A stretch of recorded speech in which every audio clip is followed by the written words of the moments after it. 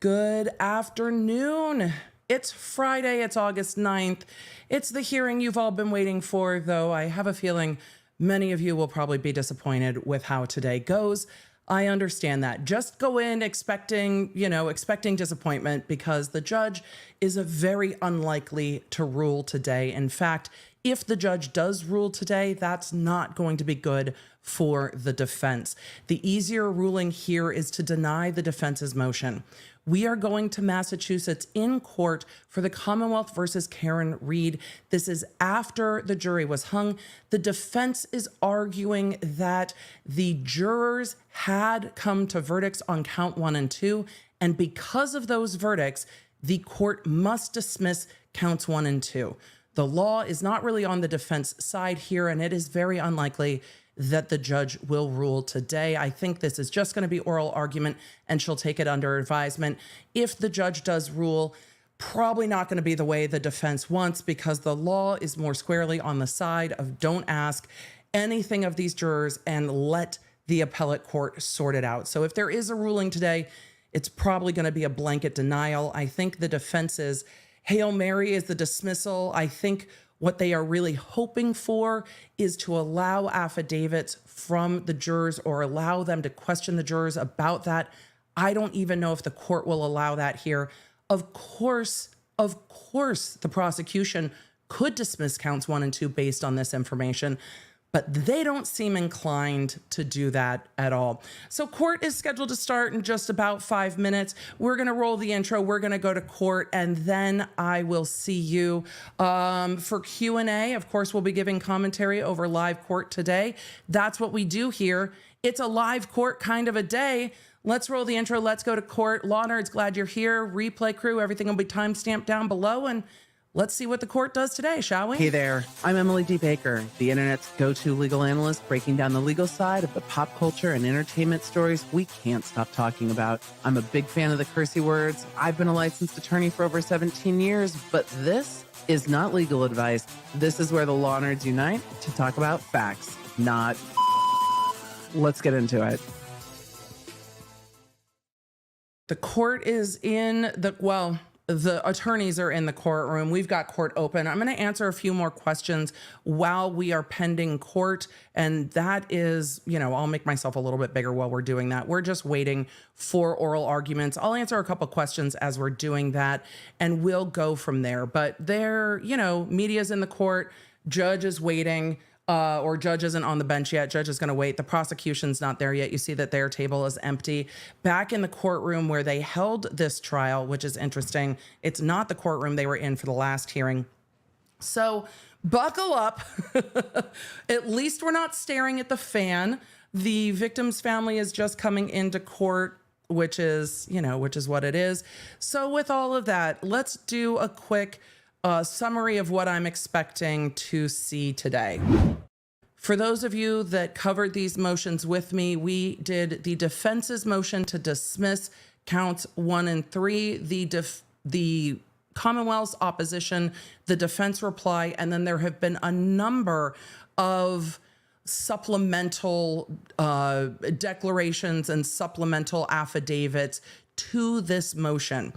The supplemental affidavits have all been to the nature of, I am attorney for defense, Yannetti or Jackson, juror identified to me by seat number, name, blah, blah, has reached out to me. I verified that they're a juror, and they have said XYZ. And XYZ has generally been some combination of, we were unanimous on counts 1 and 3. Those are the more intentional counts, the second degree homicide, and then the leaving the scene causing death.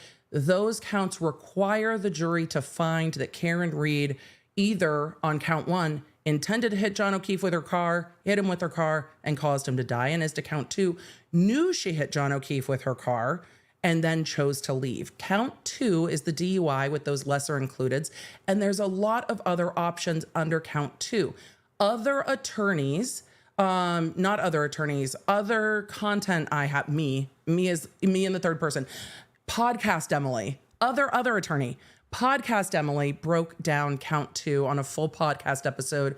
The Emily Show, it's here on YouTube. It's on your favorite audio app, but it breaks down those lesser includeds. Not all of those lesser includeds need the same type of intentionality that we will see in count 1 and 3. That intent is not there. So when you're looking at some of those lesser includeds, it does not surprise me that the jurors were hung on those lesser includeds. Also, they're very confusing. Also, there's a lot of information there. Also, the jury instructions don't define everything there. So it leaves a lot of room for the jurors to be like, could be this, could be that, could have been this. And jurors, like all of you, want finality. We want answers. We are humans. We like answers. We hate uncertainty. Uncertainty is the absolute worst, which is why I think these motions are so hard, because there is still a lot of uncertainty here. And for those of you that are like, I don't like the probable result here, so I'll lean into the uncertainty because I don't like the probable result, I understand that as well, because this is a difficult legal battle for the defense. The prosecution could do the right thing.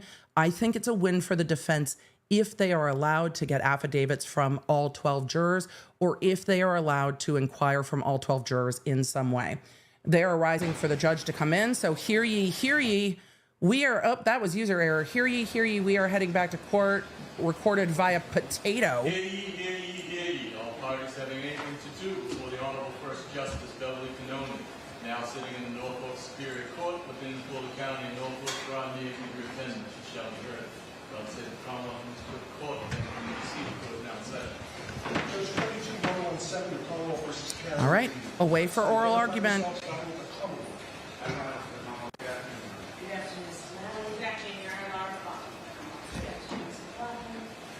afternoon, Your Honor. Ron Weinberg on behalf of Karen Lee, who sits to my left, and co-counsel David. Weinberg has been added to the defense team.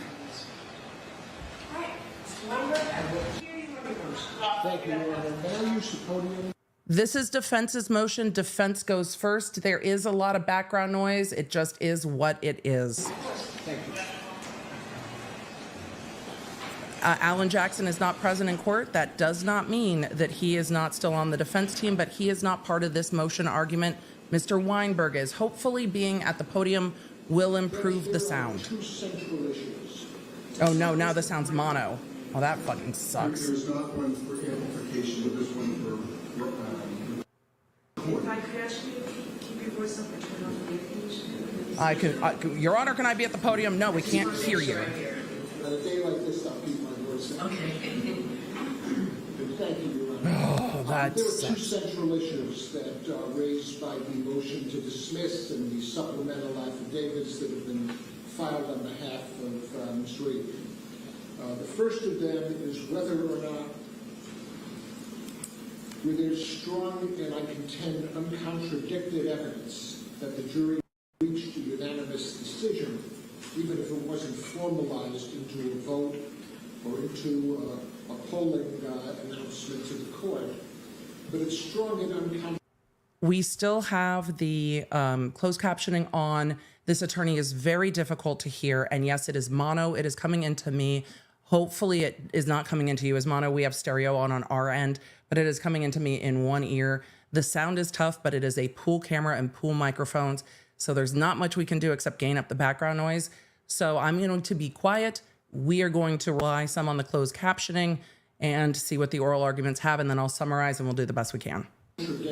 That was user error. As a result of the juror declarations that were made through counsel to the court, sworn to by counsel, that the jury reached a unanimous verdict on 2 of the 3 counts of the 3-count indictment. So the legal issue is in the face of that evidence, whether or not Ms. Reed can again be re-prosecuted for the same offense by the same prosecutor who we contend failed to prove her guilt to even 1, much less 12 jurors in trial 1. Yes, and when yes. I address that, Judge, I will make a proposal to Your Honor that's close to the procedural pathway used by other judges in cases similar to this in terms of. He said, I'm arguing to you, Your Honor, that the jury or the Commonwealth did not prove this to 12 jurors did not prove this to even one juror, and I am going to tell you the procedural path that other judges use. This is very smart because remember what I said when I've covered this. I've covered this elsewhere, and we talked about this in that podcast episode. Judges don't want to do anything weird. They don't want to do anything out of the ordinary. They don't want to do something different than what other judges have done. They follow the prior precedent. So saying, Your Honor, let me tell you what other courts have done is a very, very smart argument. We are going to switch feeds real quick to try to get to some better audio. If we need to come back to this feed, we will. So give me one moment to try to bring us a better audio. We're going to lose closed captions, but I know so many of you listen along in the background. There will be closed captions on the replay from my end, but we are going to try to pull slightly better audio for you so that you can hear. Is it always a trade-off? Well, it's often a trade-off. So give me one moment while we switch those feeds and figure out why my keyboard doesn't want to do anything. But we're going to switch those feeds and see if we can get some better audio. He is very hard to hear and he's standing quite far away from the court, but these oral arguments are literally the whole reason that we're here today. So what I want to do is actually be able to hear them, right? We want to be able to hear. I swear these cats walk on my keyboard in the middle of the night when I am not streaming just to mess with me. That audio is much better. Thank you to my amazing producer, Miguelina, for finding us some better audio. I'm going to start at the beginning of his argument. Chat, if you'll beg my indulgence, because we just didn't hear much of it from the time he went to the podium. So optimistically, we will have much better audio from the time he goes to the podium, and we will be in a better position to listen. Thanks, chat. And again, look, I don't know. We can bounce cell signals all around the world, but somehow getting audio out of a courtroom is just a Herculean feat of technology. It is what it is, what it is. So let's try this. Chat one more time with feeling. I feel like there's always at least one start that's not the true start, but is the start nonetheless. All right. We've got that gained up. We've got this gained up. How do we still mono, but better. Representations in attorney affidavits into... All right. Let's back up just a moment to the beginning of his argument, and we will try to watch this smoothly. It sounds a bit better to me. Hopefully it sounds better to you. I've got the audio boosted as much as I can. Let me try the other audio booster and see if that one's a little bit better. Nope. All right, let's roll. She's telling him to use the microphone. Oh, there are captions. Glorious. I just want to make sure I hear it.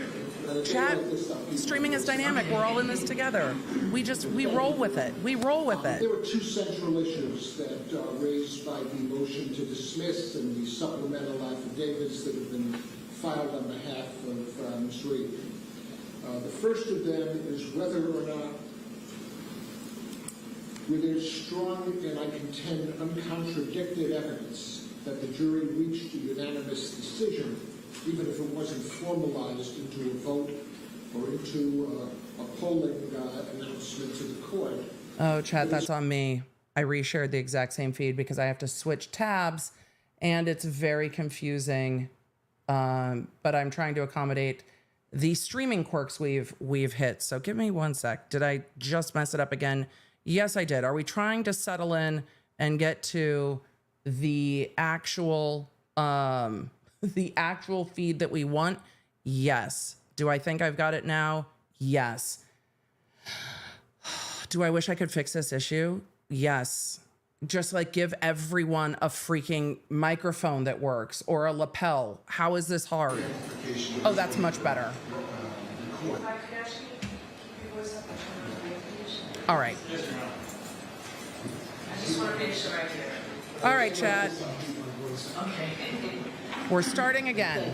Let's swoop. There were two central We'll issues fix it in post. raised by the motion and the supplemental affidavits that have been filed on behalf of Ms. Reed.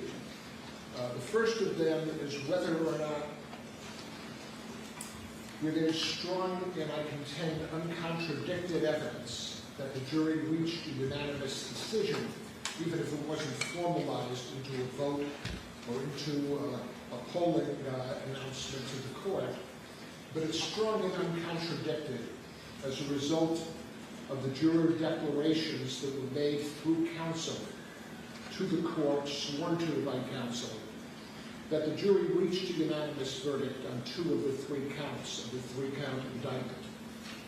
So the legal issue is in the face of that evidence, whether or not Ms. Reed can again be re-prosecuted for the same offense by the same prosecutor.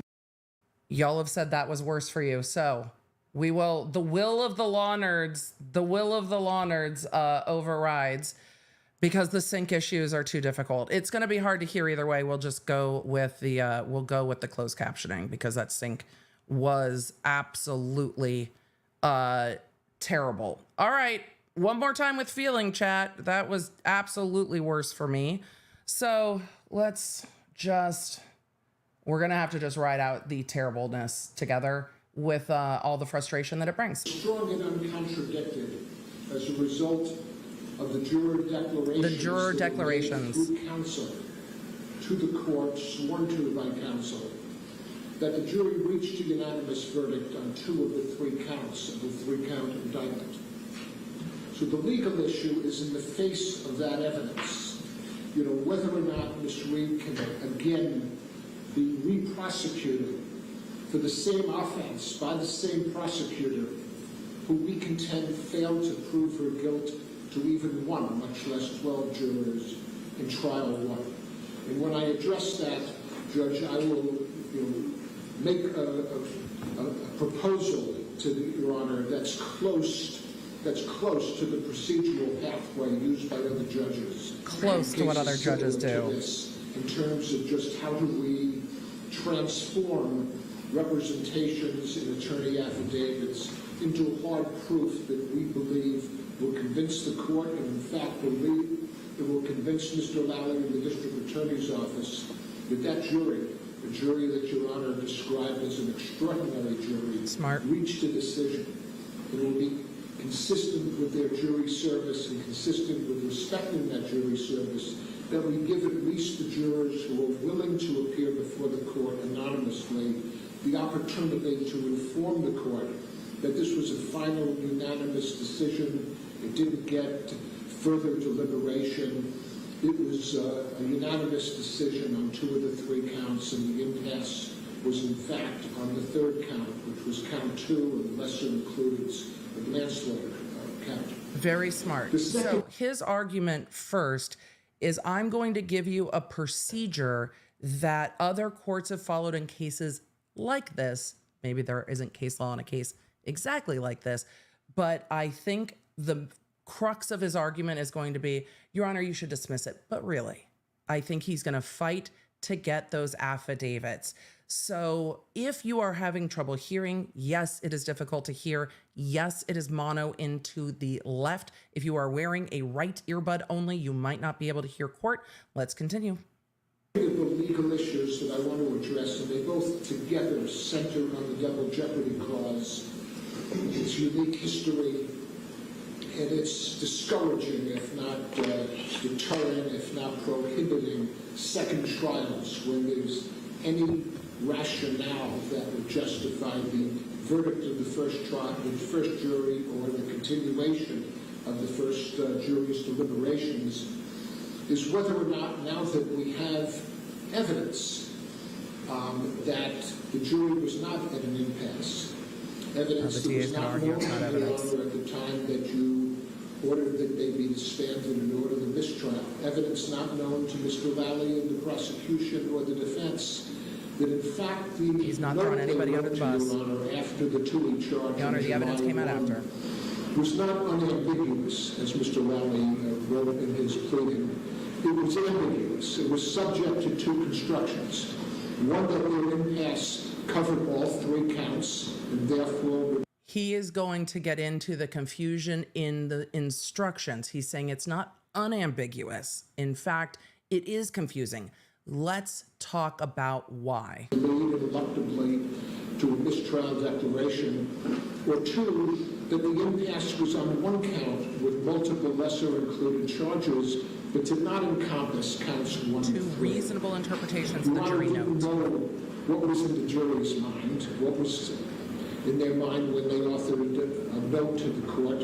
And talking about their note to the court. But the issue now, Not blaming the judge, and just again, saying it's in we the didn't know, context let's of fix double it. jeopardy, which is such an historic and important clause that was enacted by our founding fathers. You honor the to give us some Constitution. protection against the sovereign, at that point the king, against simply choosing to mistry prosecutions that weren't going well. Didn't And blame the founding judge at fathers all. wanted citizens not to have to face re-prosecution. They understood the ordeal and anxiety and risks of having to prove to a second jury. As he's talking about the founding fathers and he's like, they understood the import. I was waiting for him to say they understood the assignment and it didn't happen. And my brain is like, my brain just kind of stopped. But what he's saying, he didn't throw the judge under the bus. He said the note, I can see how you could interpret it meant all. We now know it didn't mean all. So let's figure out, let's work, we're in it together to fix it, to honor the Constitution and the jurors, Your Honor. Help me help you. What they had proven to a first jury, which is that they were not guilty. And so the real issue here is legally, what do we do? Legally, what can you do? When we now know that jurors are declaring to the court that they believed they reached a verdict of not guilty. What can we do on August Smart. 8th? Smart. If I've got the date correct. You don't. You fucked it up the same way I fucked it up. I have said this hearing was on August 8th over and over and over again. It is in fact August 9th, but it's not just you, sir. It was me too. So what he's saying to the court is, so we're in a conundrum. How do we solve the problem? Again, not attacking the court, not going after the court, putting the court at ease. How do we work together? Which is probably why he's the right person to argue this motion and not Jackson, who had been butting heads with this judge. Let Jackson butt heads in trial. Let him come in and say, Your Honor, we're all in this together to protect the Constitution. Let's do that, shall we? Help us. Help us do the right thing. We know you want to. It comes in with a much softer ask. And that is better than bringing in an attorney who the court's already frustrated with. A very strong and solid strategy by the defense. So let's continue on August 8th or 9th or whatever day it is. It's the 9th. 6 weeks after the July 1 trial that Your Honor presided over, a lengthy trial with an exceptional jury. And I contend, Judge, that we can't just accept a fiction that the jury was at an impasse on all 3 counts when 4 jurors are saying to you through counsel they were not, and a 5th juror is saying to counsel indirectly they were not. We have to embrace the fact that these are now facts. Yes, they come after the end of the trial. They're hearsay, sir. But it doesn't mean that there's not some procedural pathway to integrate those facts into Your Honor's decision-making. And the second one, the manifest necessity issue. What's the is fact? not What's the path to the SJC facts? and Supreme Court guidance. It's been the subject of lots of cases. Your Honor, just do what the courts have done before you. We know that's what the judge wants to do. Follow the precedent, Your Honor. Let me tell you how you can follow the precedent. We're walking a little bit down a pathway that has some precedents about jurors and they're being reconvened, but it doesn't have the clarity of the precedents regarding the manifest necessity standards, guidelines, principles that will address that. These are the standards the court has to decide that he's talking about. Is that 4 jurors reached out to defense counsel. Jurors A, B, T, and E, I think is the way they've been described by Mr. Jackson, who received calls from 3 of the jurors, and Mr. Yannetti, who received a call from 1 juror and talked to somebody who... He heard it from a friend who heard it from a friend who heard it from the friend. We know.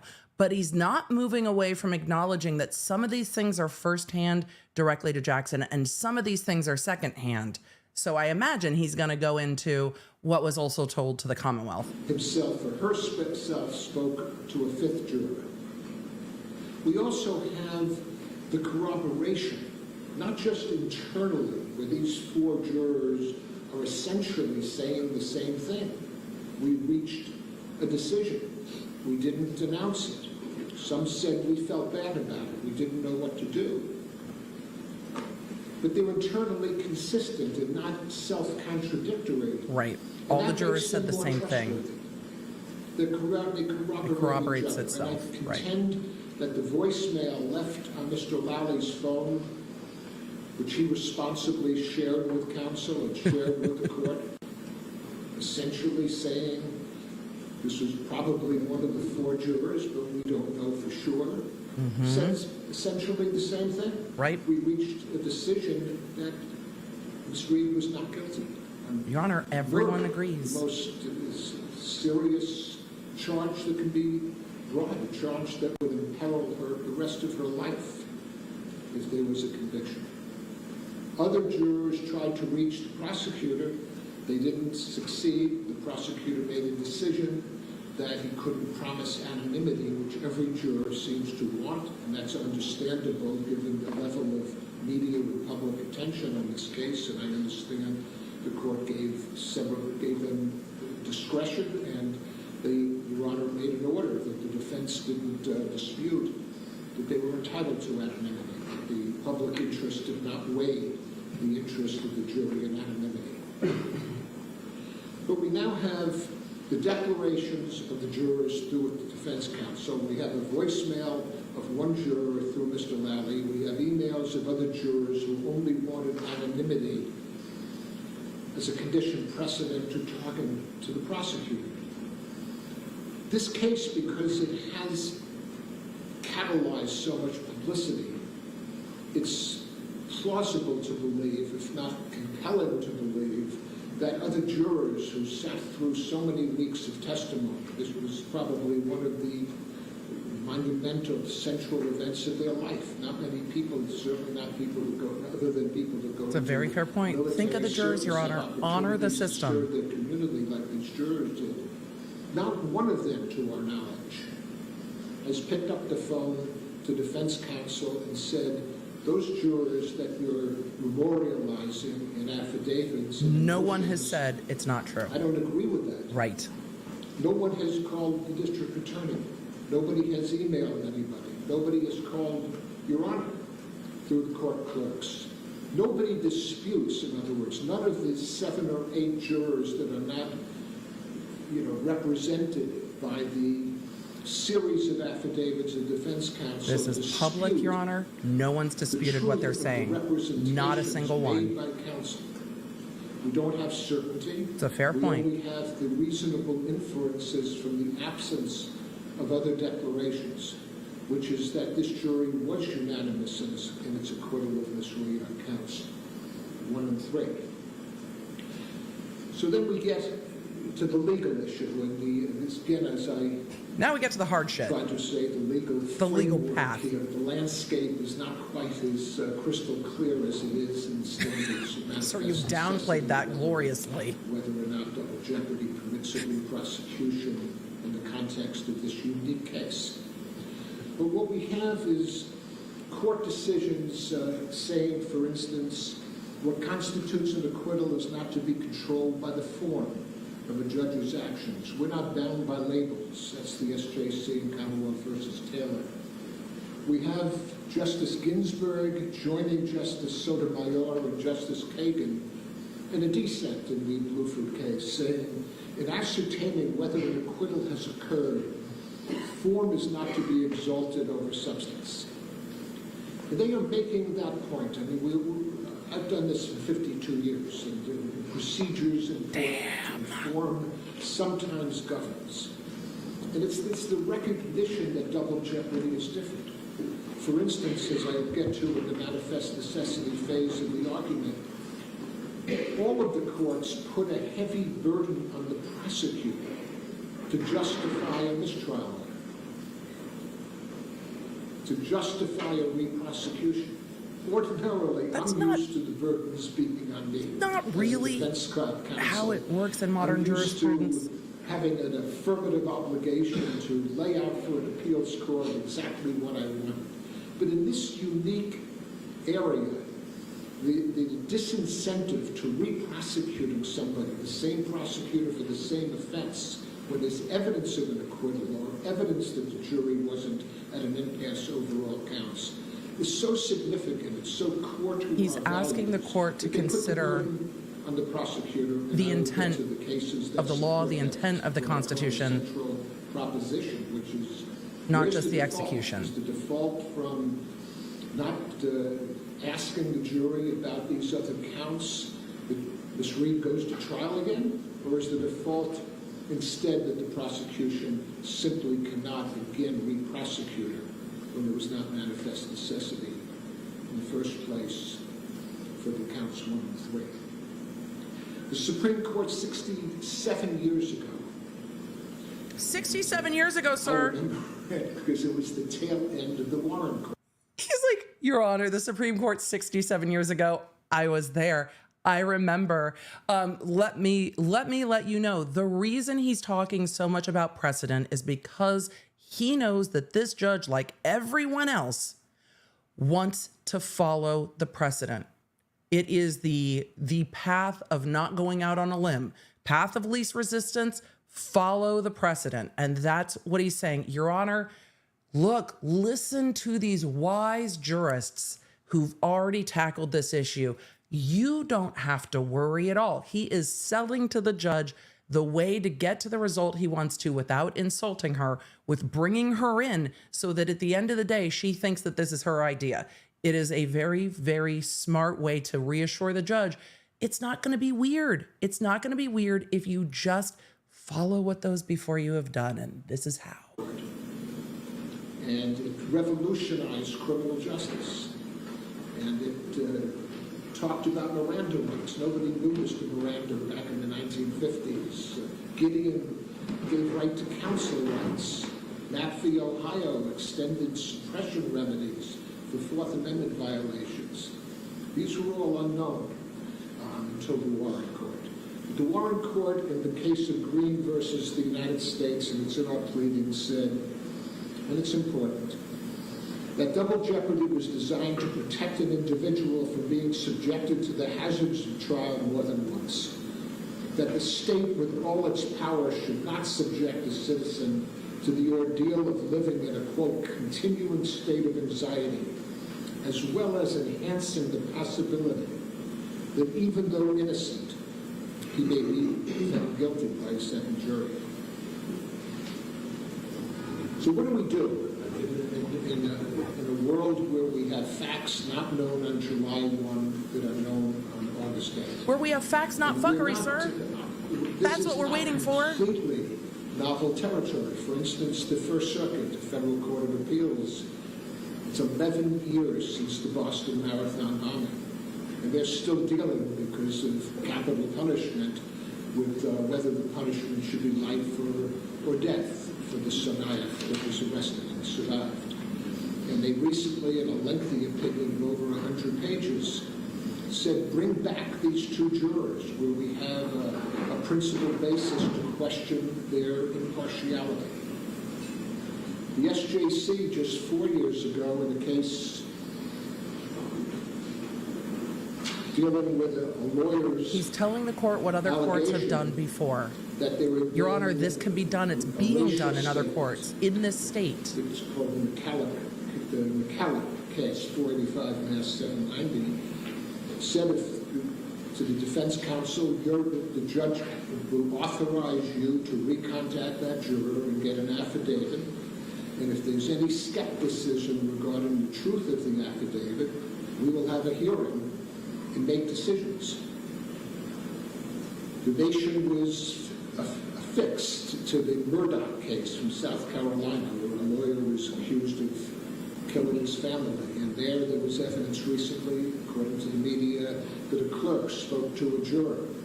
And the judge convened a hearing, questioned the people who were connected to it in order to make a decision. In other words, regularly, judges who receive reliable evidence that there was extrinsic evidence, that a marshal talked to a juror, was a juror biased. And that's why he was talking about that something happened these during statements of the jurors are reliable because multiple jurors have come forward and they've said the same thing. That's how we know it's reliable, Your Honor. So we are talking about, of course, Murdaugh has entered the chat, right? Because the case allowed the jurors to be inquired of. So we have the crossover that we knew was going to happen, right? jurors access the internet when they were judicially prohibited from doing so. Courts reconvene hearings, and I can attest that it can be done anonymously. It doesn't have to ineluctably lead to the identity of jurors. And we're going to ask the court to do just that, because without in any way diminishing the centrality and the importance of an impartial jury that tells the truth on voir dire, it's not ethnically or racially biased. There's nothing more central about making sure that jury was not influenced adversely by something from the outside or even by something from the internal discussions that reflected on a jury. He's talking about when you can inquire of jurors. That's why Murdaugh is coming up, because Murdaugh allowed all of the jurors to be asked about whether there had been outside influence. So he's saying this can happen. This does happen. So he's arguing a lot more towards let us ask the jurors, Your Honor. And I'll tell you at the end why I think he's doing that. But it is a much easier lift to say, Your Honor, just step one, we have to hear from all 12 jurors. And then we can make the hard decisions. Easy decision, Your Honor. Easy decision. Let us hear from all 12 jurors. Then we'll ask again about the dismissal. But first, let us hear from all 12. So when I said at the beginning of this, I think the defense is going to lean more towards that easier lift of let us hear from the jurors, then, Your Honor, dismiss these counts. He's not arguing you have to dismiss these counts. He's saying, Your Honor, we're asking for a dismissal because of this, but let us hear from the jurors. Let us honor what the jurors found. Let us hear what they have to say. Racial and ethnic impartiality. And that's a different inquiry. Entitled to just the same kind of deference. You know, we have not evidence that the jury was not impartial or that they were influenced externally. We have hard evidence that they reached a decision. We're not asking to have any inquiry, whether by counsel or by the court, into the content of deliberations, into their reasoning, into all of those matters that are forever private. But here we're asking them no more than Your Honor could have asked by polling them, which is, did you reach a verdict on count one? What was that verdict? What about count two? No. What about count three? Yes. So there is precedent, although slightly. So he's telling the judge, all we need to ask is this, Your Honor. All we need to ask are these three questions, which I think I've been saying over and over and over again. But all we need to ask is, did you reach a verdict as to count one, count two, count three? That's it. You know, the polling of the jury that probably should have happened before the mistrial was declared. Now, he didn't say that because he's not going to snark at the judge. He's saying all we need to do, three questions. That's it. Three questions, Your Honor, and we can fix this. Different, but we contend no less important to Your Honor making a decision. If Your Honor is skeptical in any way of the attorney's declarations, if you cannot accept them because they're not the sworn affidavits of lawyers, of the jurors, we authorize them to do what they haven't, which is to reinitiate a call to these 4 or 5 jurors, ask them whether they would read the lawyers' affidavits and affirm that they're accurate, or alternatively authorize the lawyers to ask the jurors whether or not they would execute an affidavit. Just get affidavits from all 12. Yep, that's it. We reached a final decision unanimously to acquit Ms. Reed of counts 1 and 3. Your Honor doesn't have to accept 4 out of 12 or 5 out of 12. Your Honor has a lot of discretion Ask all 12, Your in terms Honor. of how to get to the bottom line. Just ask 'em. Which is, what is the truth here? And Your Honor could schedule a hearing and have the 4 jurors in. They would remain anonymous. We would even waive public trial. I'm not sure the media would. But to keep Sir, don't get this wild. private and keep this confidential, because we don't want the jurors to There's ways they can be, risk identity. anonymous Your without Honor, all can that. do it in any number of ways. We have responsible court officers that can meet 4 jurors anywhere Your Honor selects. We have responsible lawyers and responsible prosecutors. This doesn't have to be an event that challenges the jurors' anonymity. Your Honor, we're not interested in a shit show. We don't want to make this difficult. We don't need to put the jurors in a situation where they're uncomfortable. Your Honor, we've got you. There are lots of ways to handle it, and however you want to handle it, we're not going to fight. Let us ask the jurors. We're not going to fight you. We're not going to fight you. However you want to do it, you want to protect the jurors. We want to protect the jurors. The prosecutors want to protect the jurors. Whatever you say. Whatever you say, Your Honor, I've got you. He's like making no fast movements. He doesn't want to spook the judge at this point. He's just like, we've got it. However you want to do it, just let us do it. Anonymity. I guess what I'm saying is that we're asking the court not through closing the door to this new evidence and really adopting a fiction that the impasse was on all 3 counts when we now know that there's strong corroborated, trustworthy evidence it was not, to establish a procedure consistent with McCulloch, consistent with Tsarnaev, consistent with the Supreme Court decision in Remmer, and take those cases where jurors do come in after the fact, when there's credible, responsible evidence that they were either biased or that they had some extrinsic evidence, whether from the internet or from an improper contact with a third party, and help us investigate this. I don't believe that if the Norfolk DA was convinced, Do the right thing. from that process, and it could be 4 jurors, it could be 12, but if all of them tell the court, we made a final decision, we never went back, like the Bluford case, or to re-examine it, it was not an intermediate decision, it was a final decision. All of our impasse was about count 2 and the multiple lesser includeds. I am hopeful that the prosecution would join with us in not seeking a new trial if they were convinced by these jurors Good luck, sir.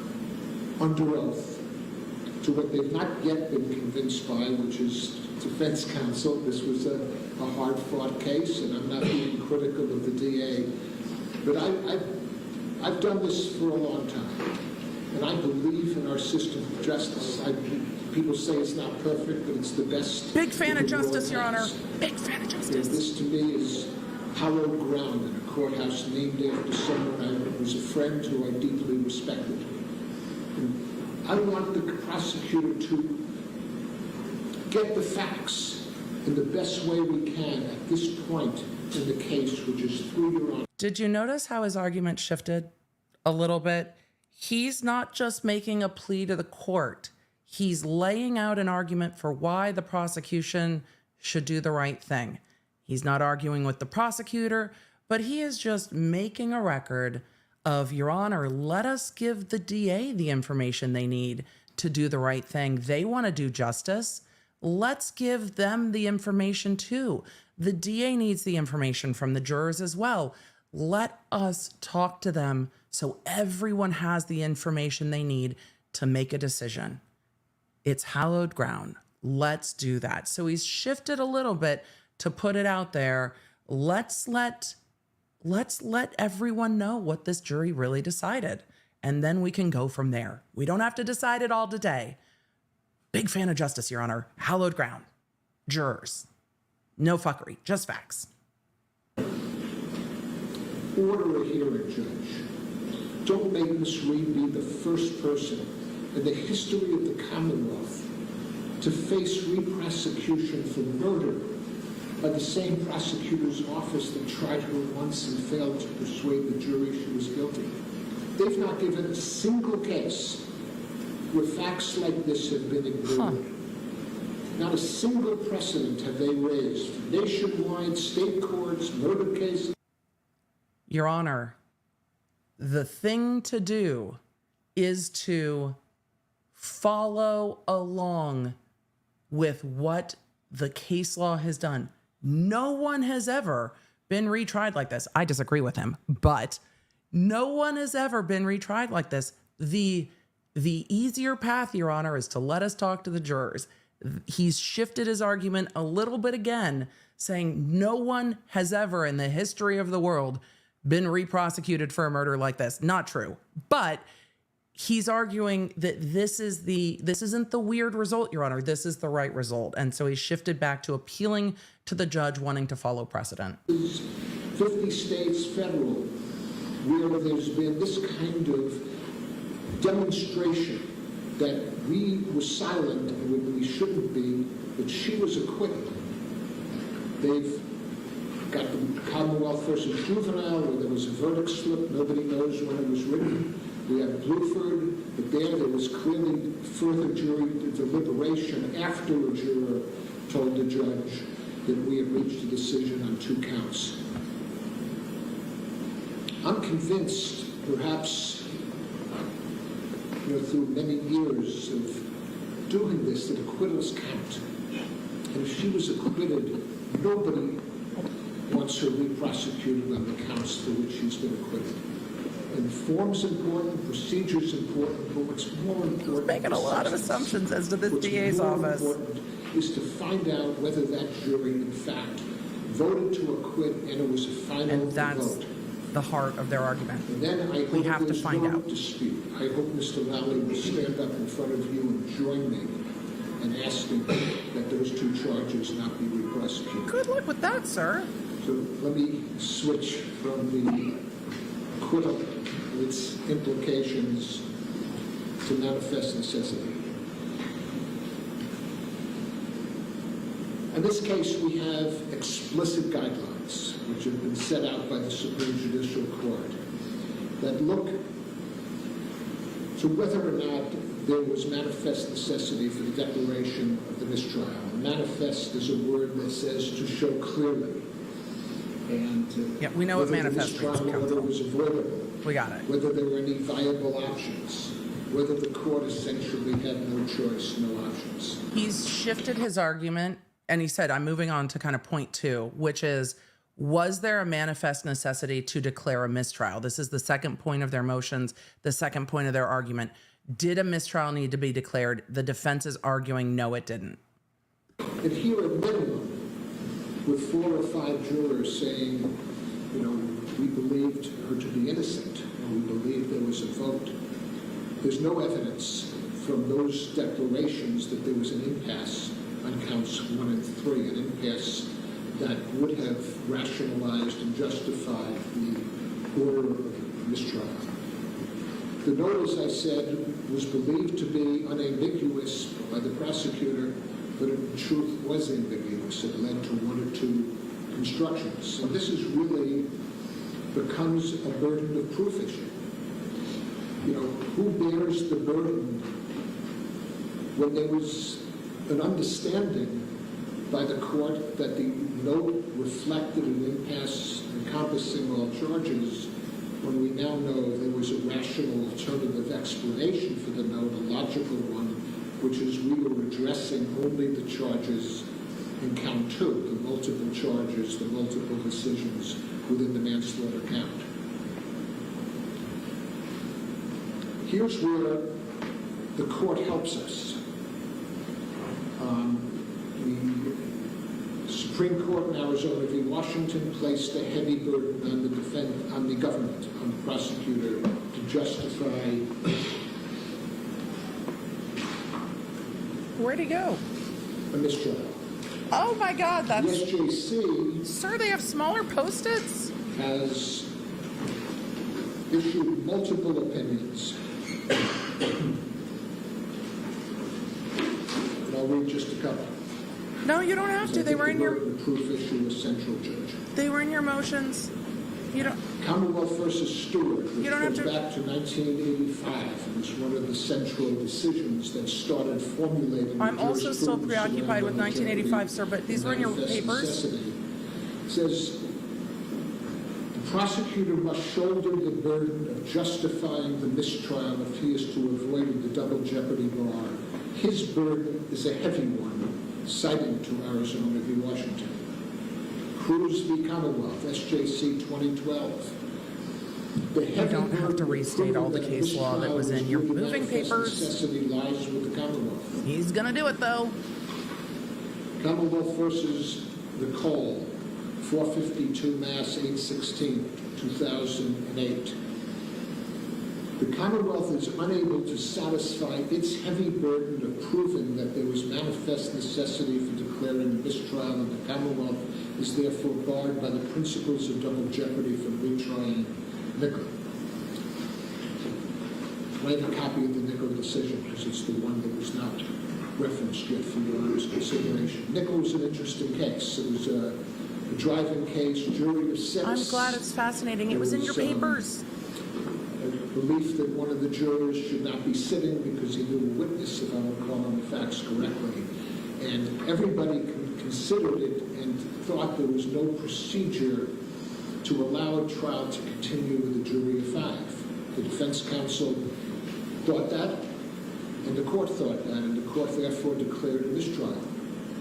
Afterward, everybody discovered that there's in fact a rule of criminal procedure, and that defendants could waive a jury of 6 just like they could waive a jury of 12. And the court determined, as I just read, that there was no manifest necessity because there was a viable option to the declaration of a mistrial, that being the court could have asked the defendant whether or not they would agree to a jury of 6, but they didn't recognize it at the time. And then the court had a decision. Are we going to blame the defendant and make them go to trial a second time in the face of double jeopardy's manifest necessity requirement? Or are we going to put the burden on the prosecutor to have advised us of that rule? This case is similar, Judge, because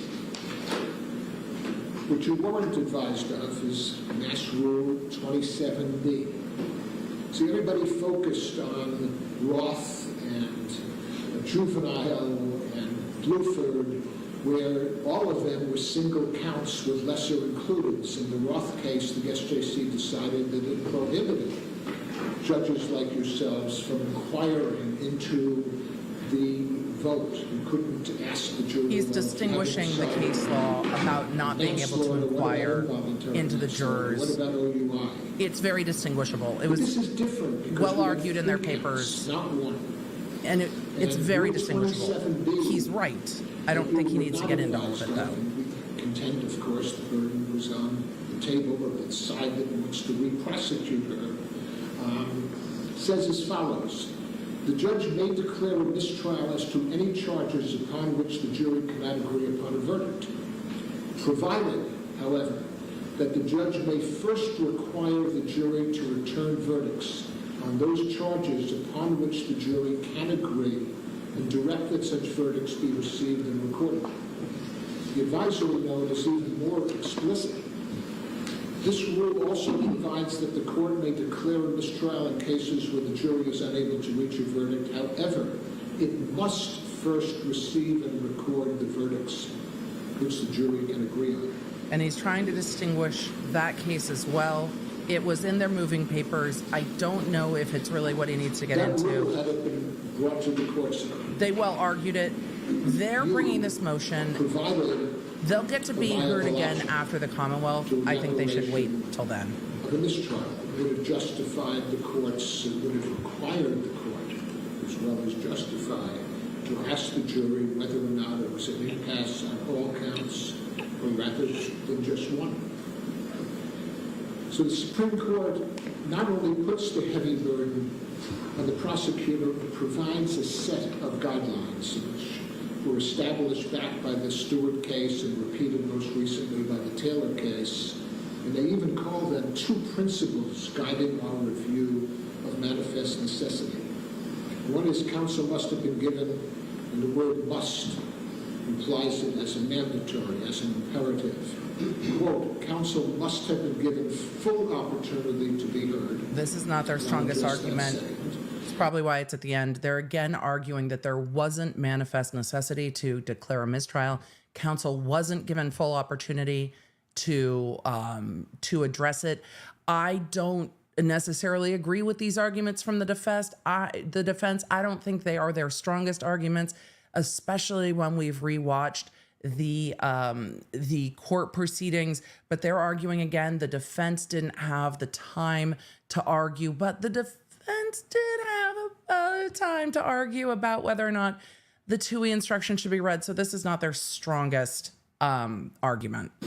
And, quote, the trial judge must have given careful consideration to alternatives to a mistrial.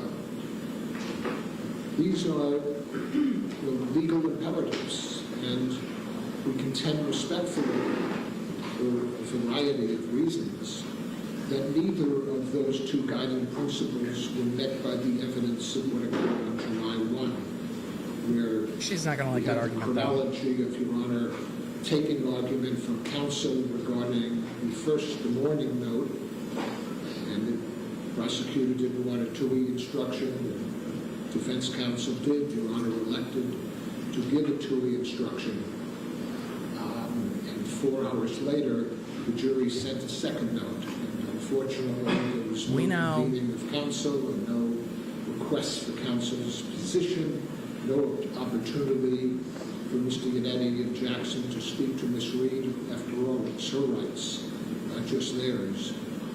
And there was this lack of consideration, careful consideration of Rule 27B, which the prosecutor failed to bring to the court's attention. I don't know if she's going to like that. Again, usually this would be an issue where the defense counsel could be criticized when they don't object to instructions after trial instructions. Good self-awareness. Makes it very hard for appellate lawyers to succeed in reversing a judge's not providing an instruction that later they learn. But this is double jeopardy. This is different. This is why all of those cases, the U.S. Supreme Court in Arizona, the Supreme Judicial Court in Stewart, in Nicole, the appeals court in a case, Commonwealth versus Horrigan, that we've cited, in light of the importance to the defendant the right to be free of exposure to second jeopardy, the burden of justifying a mistrial rests on the prosecutor. And so again, it's the default. If these procedural guidelines, these principles, where the court must consider any viable alternative, just the judge may not know every rule at every moment, just like the judge in Nicole didn't. It's on the Commonwealth to have advised your judge. So this was a case that really comes down to whether or not there could be deference to a judicial ruling when it was made without meeting the criteria of full opportunity for the defense to be heard before the court read the final note and issued its final order, and a full opportunity for the court to consider the alternatives to the declaration of mistrial. I think that's their harder option. That this is not easy. This was a long trial. Prosecutors had strong evidence that the jury was in fact deadlocked, at an impasse on count 2. The prosecutor has strong evidence that in fact the jury was not at an impasse on counts 1 and 3. They have to meet a burden of demonstrating to the court that they gave you all of the alternatives to the declaration of mistrial. And they should want, I submit, in a search for justice in this courthouse, where we don't want somebody who's found innocent once to face the second trial for the very same offense. Absolutely agree with them. Principle, the centrality of double jeopardy, Justice Douglas and Black's words and Green, they should join us in asking the court to establish a procedure in Your Honor's discretion that either allows the defense lawyers to supplement the declarations with juror affidavits, or cut right to it, that the attorney declarations satisfy our burden of production. That's not going to happen, sir. Bring the jurors in, Judge. Well, good luck. It's the right thing to do. Thank you very much. Great, thank you. We're going to move on to the prosecution. Remember, this is the defense motion, so the defense argues first and should have an opportunity to rebut. The prosecution's going to argue. What he closed with is, Your Honor, really, let us talk to the jurors. Let us ask the jurors, because if the jurors came to a verdict, the prosecutor should be standing up here with us saying, we need to hear from the jurors. And then he said, and if the court can rely on the affidavits we have, just go ahead and do this shit now, which is definitely not going to happen. So let's continue on and listen to Adam Lally and what, if any, argument he's going to make. Look, this might be the time to switch from your left earbud where you can hear the court to your right earbud where you can't. Your choice. That was me. I meant to do that. There we go.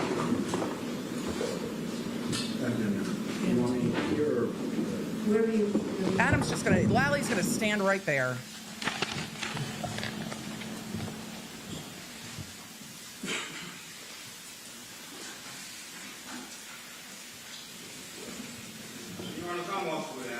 Jesus, that's worse sound.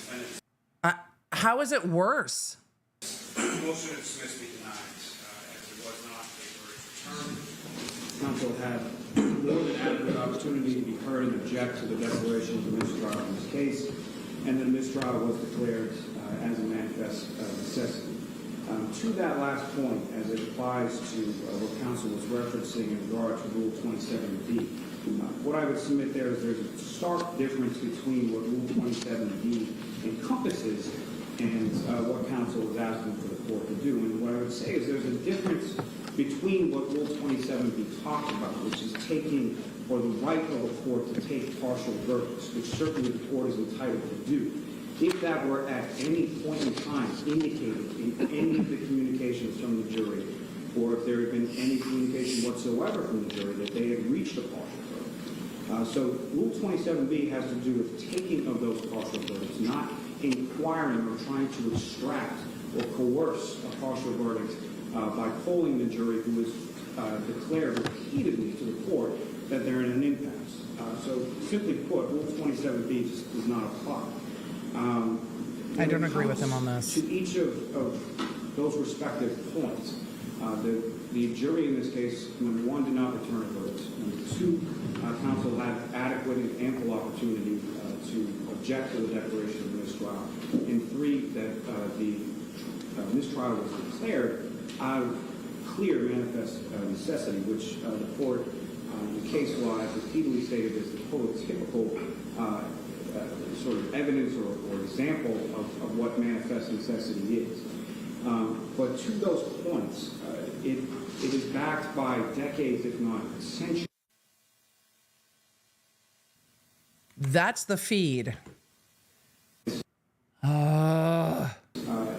There we go. Quite a twisting of logic into sort of a pretzel in order to have the circumstances of this case. That was not you, Chad. That was the feed. Because there is clear and unequivocal precedent on each of those points that goes back decades, if not centuries. Commonwealth versus the juvenile is a case directly on point. And as the court is well aware, that's a case in which following jury deliberations and the defendant having been convicted after trial, one of the court officers found a verdict slip in the jury deliberation in which the verdict slip was marked as not guilty.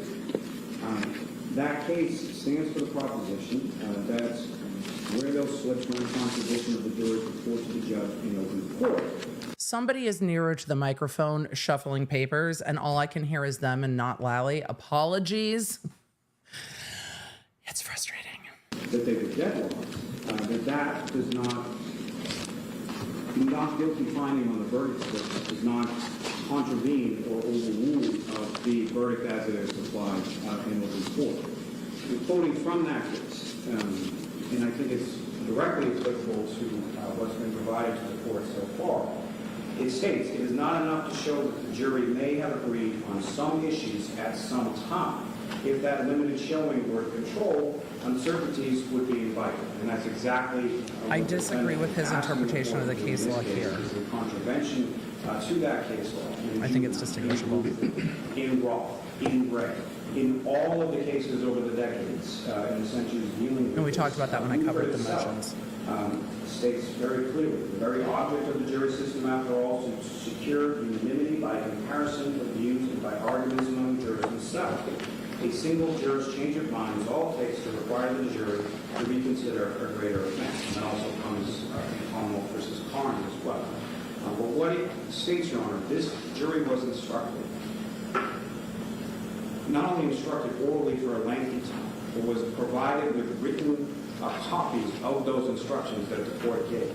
They were. That stated on at least 9 or 10 different times exactly what a unanimous verdict was and how to come to that unanimous verdict and how to record that unanimous verdict. And there is no verdict that was returned stating anything in this case. And in particular, the two charges that the defendant now...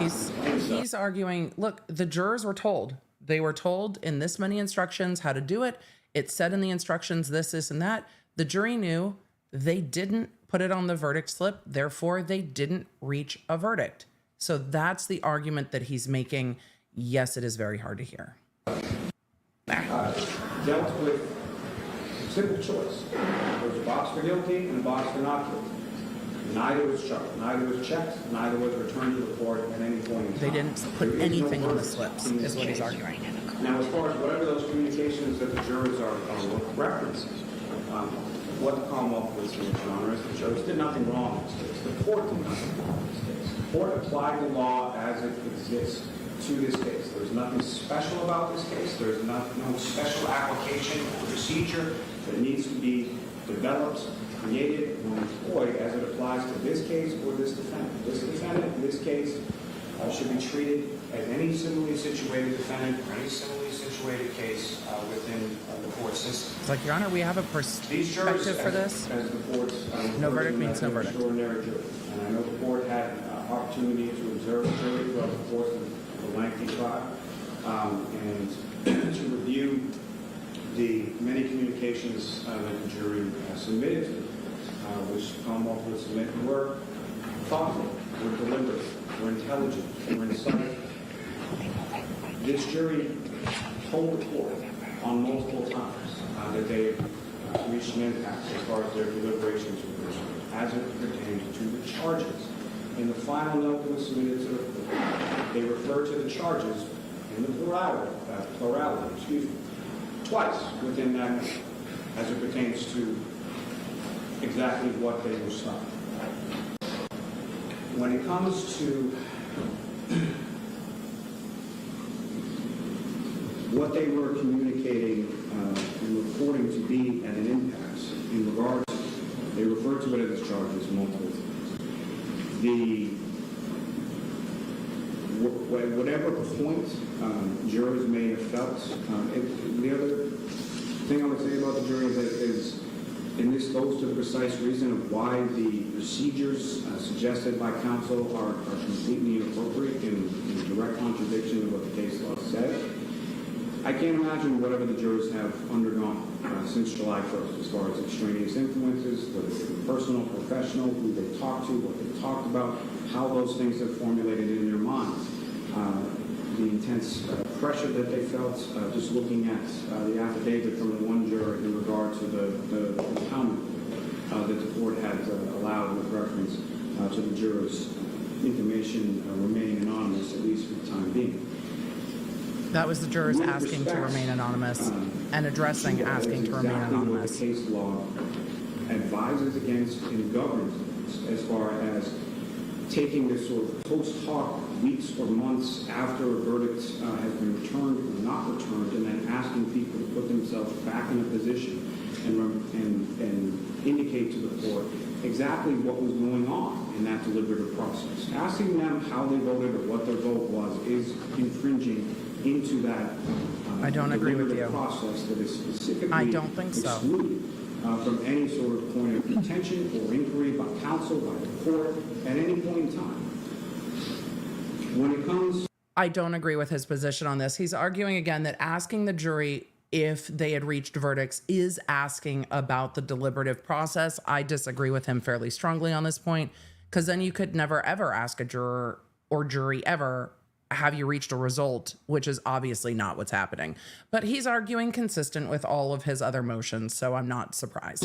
He's just not right on that at to all. the adequate opportunity that counsel had to object or to suggest anything else, this is the very first time that the jury gave any sort of note or indication beyond the first note asking for a report. Mr. Yannetti was asking for Tui Rodriguez. And understanding that asking for Tui Rodriguez is not equivalent to requesting a mistrial. It's Yes. the first step in that process, and experienced counsel knows that. At least he acknowledged that. And even in that first note, the jury had not indicated that their deliberations were done, or that they had done thorough deliberations. They didn't. They weren't asking anything. I agree with that. They never reporting asked. to the court simply where they were in their deliberative process at that point, reported to be at an impasse. Counsel, and these are Mr. Yannetti's own words, on both occasions, indicated that from or argued for Tui Rodriguez on both of those first two notes that came from the jury, that this jury was emphatic and that they were, quote unquote, hopelessly deadlocked. That is what counsel was asking for. What counsel is intimating there and making an argument about is for mistrial at those particular points, or at least leading down. Now, as far I don't disagree with him on that. Also, again, Counsel as I stated, knew that's when you by asked for case Tui Rodriguez what's happening States. next. Counsel's I request agree for with Tui that. Rodriguez instructions commits, quote, the inference that both parties were provided an opportunity to confer on possible alternatives to mistrial. I don't think the judge gave them an opportunity. Ferreira, I don't think the judge gave him an opportunity to be heard. By the time they got to that last note, the judge didn't say shit. She said the jury has a note, brought it in, read the note, said, I'm not going to send you back, and declared a mistrial. So there wasn't a lot of time for them to be heard unless something happened outside of the presence of the cameras, but I don't think that it did, because the judge walked onto the bench and was like, we have another note from the jury. They're at an impasse, and that was it. So that's... is on point with that particular point as well. It was very quick. And I think it's also important to consider this in the context of this particular case and this particular trial. This is counsel who was not shy, did not have any misgivings. Your Honor, the defense is not shy. That argument, Your Honor, they speak up when they need to. They're not hesitant. They're not afraid, Your Honor. These lawyers are unafraid. He's not wrong, but it's really funny that we've gotten to the argument of, Your Honor, the defense is not shy. They know where their voice is and they know how to use it. But the judge just moved on so quickly, but I'm surprised that we've gotten to the defense is not shy as part of their argument. Your Honor, they could have said shit, they didn't say shit. About presenting any sort of argument, or any sort of... They didn't do anything, is what he's saying. Argument against the court's decisions when it came to anything. There was even a perceived slight measure against the defendant's interest, and I would direct the court to the verdict slip argument that was made post-trial as well.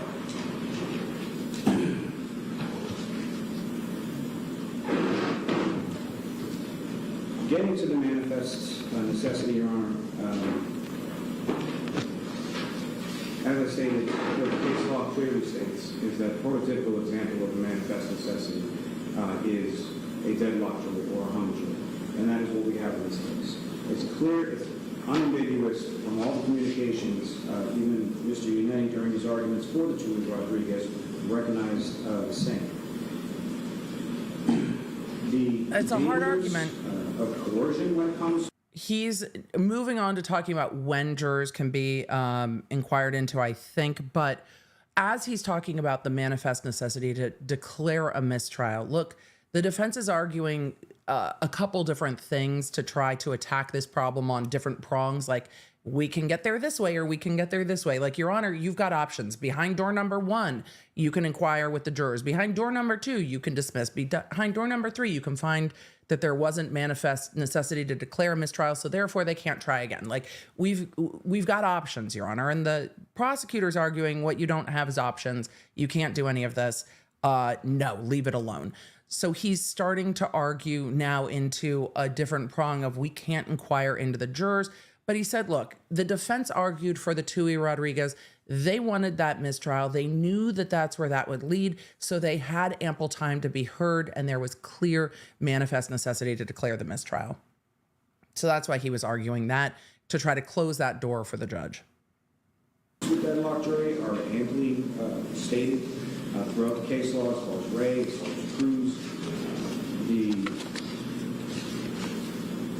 court was never required and has never been required, and that goes from the Blueprint decision from the United States Supreme Court to the Supreme Judicial Court of cases like Columbia. Somebody sitting next to the camera or the cameraman is shuffling things, and that's what we're hearing so loudly. That there is no requirement that the court makes any sort of polling or has any sort of asking when it comes to those, how the jury stands, or whether or not they have a vote, or whether or not they have a partial vote. I would also submit, Your Honor, that counsel's argument is a little disingenuous when it comes to indicating that Really? those cases only apply when you're talking about charges with lesser included or charges that have a multiplicity of different findings that the jury can make. Because it ignores the fact that there are those two, and the two very charges or indictments that the defendant is seeking to dismiss here were very simple. Not guilty or guilty. Those are the two boxes to be checked. So in those instances, it may be permissible for the court to inquire and hold. But the coercion and the fear of that that's developed through the case law is inherent within the second count, which had all of those lesser included charges, which is exactly what the case law and the rules prescribe, as far as not allowing for the court to inquire into those types of scenarios. So, yes, the defendant's position is the court should uphold or inquire only as to indictments 1 and 3 and not to as indictment number 2. But again, I don't know that there's any requirement for the court to do that. I don't know exactly how the court is to do that when it comes to those types of coercive holdings of the jury while they're still deliberating.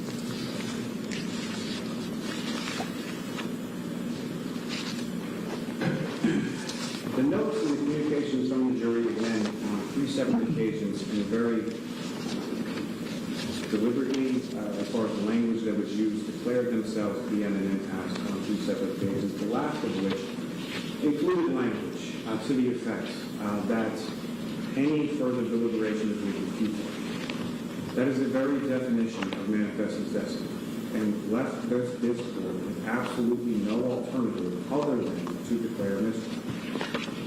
And it is clear from the language of the jury's communications to the court, and it's clear from the case law and the rules and the law itself as far as what the court can do.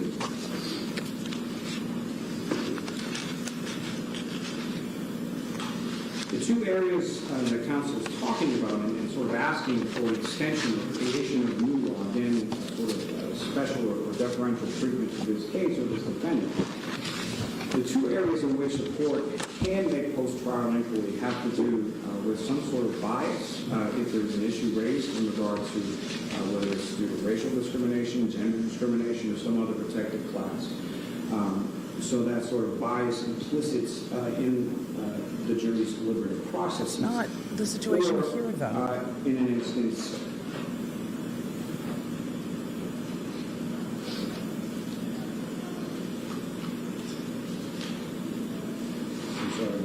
He got lost in his own argument real quick. Chat, somebody's rustling papers nearer to the microphone. It's not us. It's not the court. Lally got lost in the sauce. In an instance in which there is some sort of allegation or some sort of evidence of extraneous influence. This is not that The defendant's case. not raising either of those issues. Specifically within those cases, He's arguing, look, there's no external interference. That's a case where you can inquire with the jurors. We saw it in Murdaugh, and he's trying to respond to that, but is not really responding well to that. And it's not the situation here, and he doesn't really need to talk about it much because we're not dealing with a situation where anyone is insinuating that there was external influence on the jury. The only situation here is that we are discussing whether or not this jury came to verdicts. So here we go. what the court states, which is obviously binding on your honor, which is that those carve-outs for extraneous influences or bias on the parts of the deliberating jurors are permissible areas for post-trial inquiry. What all those cases also say is any inquiry into the deliberative process or exactly what counsel is proposing here is specifically prohibited by those cases that have developed over the decades. Commonwealth versus Moore states specifically that Massachusetts continues I to don't adhere think to you need to Commonwealth argue this principles at all. barring inquiry into the contents of jury deliberations and any impeachment of jury verdicts based on information gained from such inappropriate inquiry. Now, the reason that the Commonwealth did not respond directly to the jurors when it came to them expressing or wishing to have discussions about their deliberative process or their votes. That's not what they're asking for. Rule of Professional Conduct 3.5c states specifically that inquiries into those topics are not allowed. The case law. That's not what's happening here. It's not what happened. It's not what's happening. They're not asking. No one's asking to inquire into the deliberative process, thought process. No one's asking for that. I think this is a willful misinterpretation of what that law says. I disagree with this point. We'll see. But he says, no, we can't ask about the deliberative process. I don't think they're asking about the deliberative process. Arrived around that and since that corroborates. Simply because someone called you first does not then allow for that inquiry to occur. So whether or not you now he's going after the defense attorneys. The juror calls you. He's like, you can't talk to him. Still does not allow for counsel or the court to then have these conversations with these jurors that delves into their deliberative processes or their deliberations. And this doesn't delve into their processes or their deliberation. That's not what anyone's asking. Specific type of coercion that is feared by the courts when it comes into this, and I'll sort of condense quote from Commonwealth versus Law. And it states simply, one cannot assume from the mere report of deadlock that there is any final verdict lurking within that deadlock that may be extracted. Such inquiries of the jury may succeed in extracting a partial verdict, but we could not have confidence that that partial verdict was a product of a thoughtful, controlled deliberation process.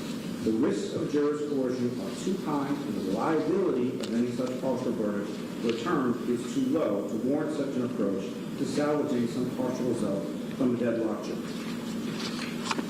Simply put, Your Honor, what counsel is proposing as far as what the court should do is prohibited by the rules, it's prohibited by the law, it's prohibited by the development of case law over decades and centuries as to what is permitted. So he's rebutting the defense's point. The defense said, look, what you can do, Your Honor, are these things. And Lally is saying, no, Your Honor, you can't do any of this. You can't do this. You can't do that.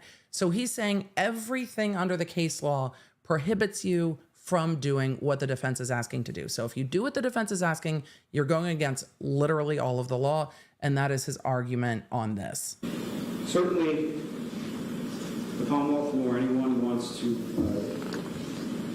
try someone who has been acquitted by a jury of their peers or retry them for the same thing. That's not what's happened. There was no verdict returned by this jury. Counsel had more than an adequate opportunity to address the court in relation to the declaration of mistrial, and the court did absolutely nothing wrong in finding manifest necessity as the only alternative that could have been employed in that particular instance. Polling the jury then, polling the jury now. It's simply not permitted by the rules, it's not appropriate, and therefore the defense motion should be denied. Thank you. Can I reply, please? Thank you. All right, you guys, the paper shuffling is killing me. A number of you have mentioned the feed that I'm already on. That is the feed that I am on. I'm going to switch real quick as we're getting to a point with this switch because the paper shuffling is absolutely killing my ears and my brain. Some of the feeds have advertisements on them. I don't use those. Some feeds put up massive banners that I find very distracting, and I don't use those either. So let us go real quick to another feed. I'm hoping we will at least be able to filter out some of the paper shuffling on that feed. So give me one moment to try to get back to the argument of defense counsel as they switch from the prosecution, finishing up his argument. And optimistically, it will be pretty clean and the sound will be good. So let us shift that real quick. Chat with the prosecution's argument. It is in line with the motions. I've covered all of the written motions here. And he's saying, Your Honor, you can't do this under the law. You can't do this under the rules of ethics. Just because the jurors reached out to the defense doesn't mean they can inquire about the deliberative process. But I think there is room to argue what the deliberative process is and asking, did you reach verdicts? I think there is lots of room to argue that that is inquiring not about the deliberative process, but about the jury results. And so with that, we are going to pop back to the response from the defense. Remember, the defense gets a rebuttal because it is their motion. So on their motion, they get the rebuttal. So I'm going to go ahead and do that. Let me shift over and share my screen and make sure all the tech thingies are working the way that they are supposed to. And let's cross our fingers. Oh, the background noise sucks, but hopefully I will be able to hear him. There were two cases that Mr. Lally relied on, and they both stand for very different propositions of law.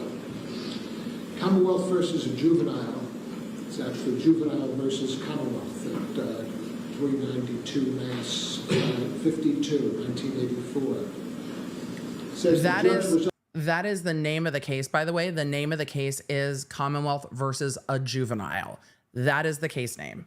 Under no duty to inquire as to the status of the jury's deliberations on each of the lesser included charges within the murder. And this was all in their written motions too. Footnote 1 of that opinion. I don't think that, wow. Says, quote, we deal here with a complaint charging a single murder, where a complaint or indictment in multiple counts charges multiple crimes, e.g. two separate murders. A general verdict could be returned as to one of the counts, despite deadlock on other counts. Commonwealth versus juvenile was as if count 2 in this case was the only count, and they we know, but we know any kind of court questions as to where the jury stood on lesser includeds. And that's the principle of Commonwealth v. Roth, the other case that Mr. Lally favored. That case created a dichotomy where the court was asked whether or not a judge was permitted to ask the jury about lesser includeds. And because of the fear that a court's mere question could have a kind of domino effect in coercing jurors to reach compromises as to lesser includeds, the court prohibited that's different. Such questioning as to lesser includeds. We know, you argued it already. But the court distinguished throughout this lengthy SJC opinion. Our case, we're not dealing with one count vertically with multiple charges, we're dealing horizontally with 3 separate charges. Both Buford and the juvenile had evidence that the unanimous verdict that the defense was claiming occurred before the end of deliberations. In the juvenile, I think weeks or days later, a court officer found some verdict slips. Nobody knew when they were written. Right, that's a Buford, very different the Supreme circumstance. Court case where there was a He's statement already to the distinguished court that these we reached a decision on multiple one count. times. The court sent them out under Arkansas law, because they hadn't decided, just what they needed to decide all the different allegations within a single charge, and they came back and said we're deadlocked on everything. But there's no risk of jury coercion when a court is asking the jury whether they reached a verdict on other charges other than the one they were deadlocked on. There's no risk of jury coercion saying, does your note reflect all charges rather than one? Right. Your Honor instructed the jury, page 46 of the instructions, you should continue deliberating until you have reached a final verdict on each charge. We don't know whether the jury understood that instruction to mean that we can't come back and tell. He saved it. That is the argument, that jury instruction is unclear. Your Honor, there's room for disagreement about what this jury instruction means. He didn't argue it in his opening argument. He's saved this, and now the Commonwealth doesn't get to respond again. They're done. But he has saved this till the end to say, Your Honor, this is the jury instruction, and this is where there's room for confusion. So I'm going to let him roll through it. I backed up. So he's going to reread that instruction again. But these instructions are not the fault of the judge. Hear me out. These jury instructions are determined by judicial council committees. They are discussed. They are debated. These are the model jury instructions in Massachusetts. Could those change down the road because of this? Maybe. But the judge did not read the model jury instructions wrong. The attorneys did not argue that this instruction should be modified or not included. But now he is arguing it. This doesn't have any fault, this part, with the judge. So let's get into where there is room for confusion on those jury instructions. You should continue deliberating until you have reached a final verdict on each charge.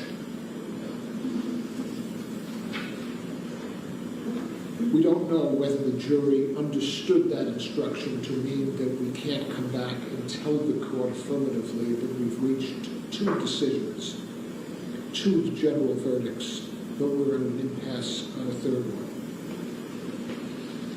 The Commonwealth talked about the risks that some of the jurors might be exposed to media, and that's certainly more than true in the Sanaif case, where they've had, just an overwhelming amount of media regarding the catastrophe at the Boston Marathon in 2013, and the government's investigation, the trials. Jurors knew what one jury decided, and yet the First Circuit said that's not a prohibition about a court exercising authority to ask the right questions. Judge, you're an experienced jurist. I trust you to be able to... Leaning into the flattery, Your Honor. So smart, so experienced. Your Honor, I trust you to do the right thing. That's where he's going with this. You're experienced, Your Honor. You've got this. Big fan of justice. It's a judicial pep talk. Determine whether or not a juror telling you they reached a verdict, to determine whether it was final or whether it was somehow influenced by the media. Your Honor does that every day when you pick jurors on the front end to determine. I don't think she can go that far if she asks them questions. It's certainly not a prohibition that should insulate an acquittal and allow a re-prosecution. The question at the end for the jurors would not be about the deliberative process. I understand Mr. Riley's citation to Moore and the discomfort and the rules that say jurors should not be asked questions by anyone regarding, why did the Commonwealth not persuade you that Ms. Reed was guilty? Or what did you think of this witness's credibility? Or why did you vote a certain way? Or what did the other 11 jurors say? A deliberating jury is not a focus group. It's not a place, for lawyers to ask about the views of 12 jurors through the interview with one juror. But Your Honor is being asked to do no more than ask them what you would ask if they came out and said we have a verdict. Right. Which is, did you unanimously determine as a final determination that Miss Reed is innocent of counts 1 and 3? Was your decision unanimous? Did any juror dispute it? That's very different than probing the subjective state Process. of mind. Right. or I agree with him on probing that. For what other jurors said that caused somebody to reach that unanimous verdict. If Mr. Lally is concerned it wasn't a final verdict, Your Honor can ask the question, was it a final verdict? Was there ever a deliberation again after you reached that unanimous decision? In terms of the argument about Tui and Mr. Yannetti saying, well, they're deadlocked, if he wanted a mistrial, he could have asked for a mistrial. And he didn't. Your Honor would have, of course, had the discretion to deny it. And she would have said no at 4 or that point. 5 days of deliberation. He asked for a Tui instruction. And it's inferred by a Tui or a Rodriguez instruction in the state court. Tui is, I think it's a 19th century federal case, is that you have hope when you're asking for the TUI instruction. My experience, usually the prosecutor is confident in the jury that wants the TUI instruction to try to get the majority to overcome the minority and get to a guilty verdict. Here you had the defense lawyer asking for a TUI instruction, reflecting that he wanted further deliberations. And so it's no answer, and the Ray case does not say that when you ask for a TUI instruction, you are really asking for something more than a TUI instruction.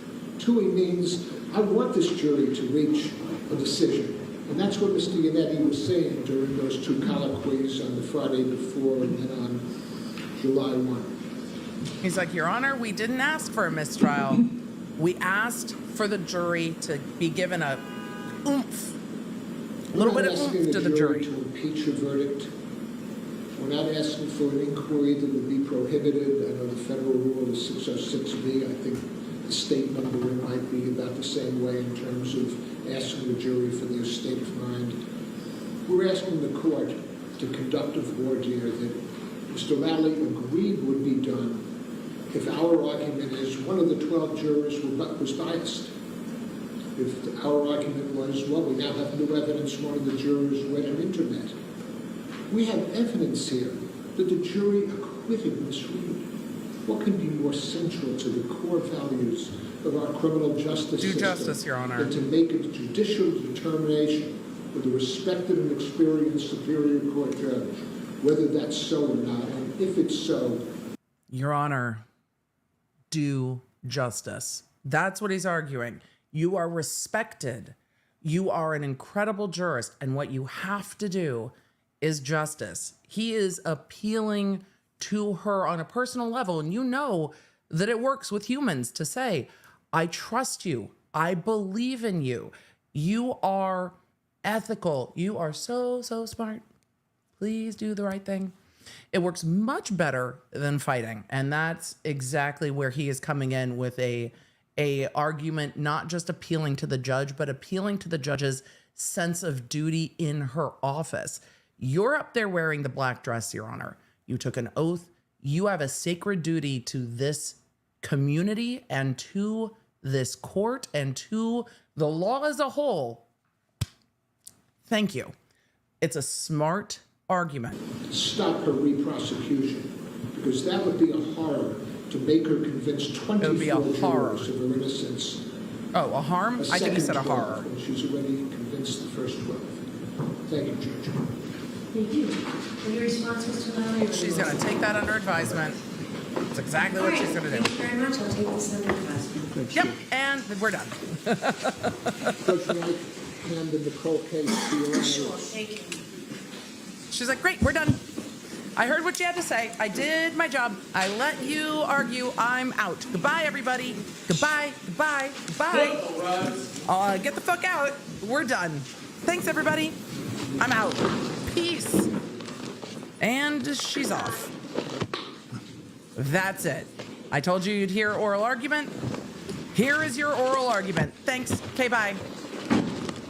All right, let's turn the court down. I think they're all just going to leave court. And then we'll answer your questions. We'll just do a summary of the arguments and then we'll answer questions. I'll leave court up for a minute as everybody's exiting court, but that's all it's going to be. The court is done. It is Friday. We knew that's what was going to happen. For all of you that were here at the beginning, I told you that that's exactly what would happen. So that's all. They are done. They're going to exit the courtroom.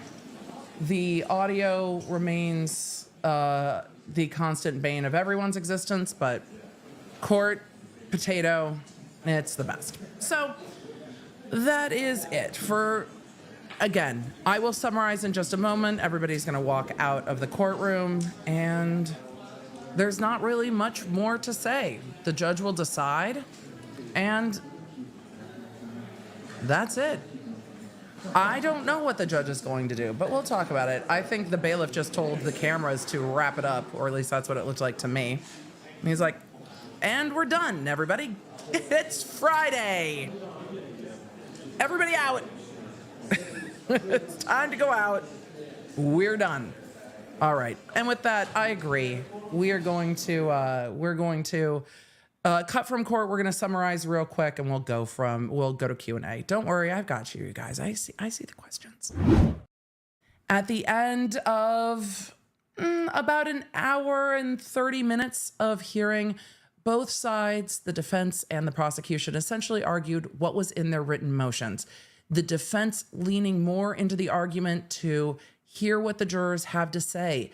Affidavits from the jurors, interviews with the jurors, non-public proceedings where the court can question the jurors, and narrowing those questions down to just, did you reach a verdict on count 1, count 2, count 3 as a jury?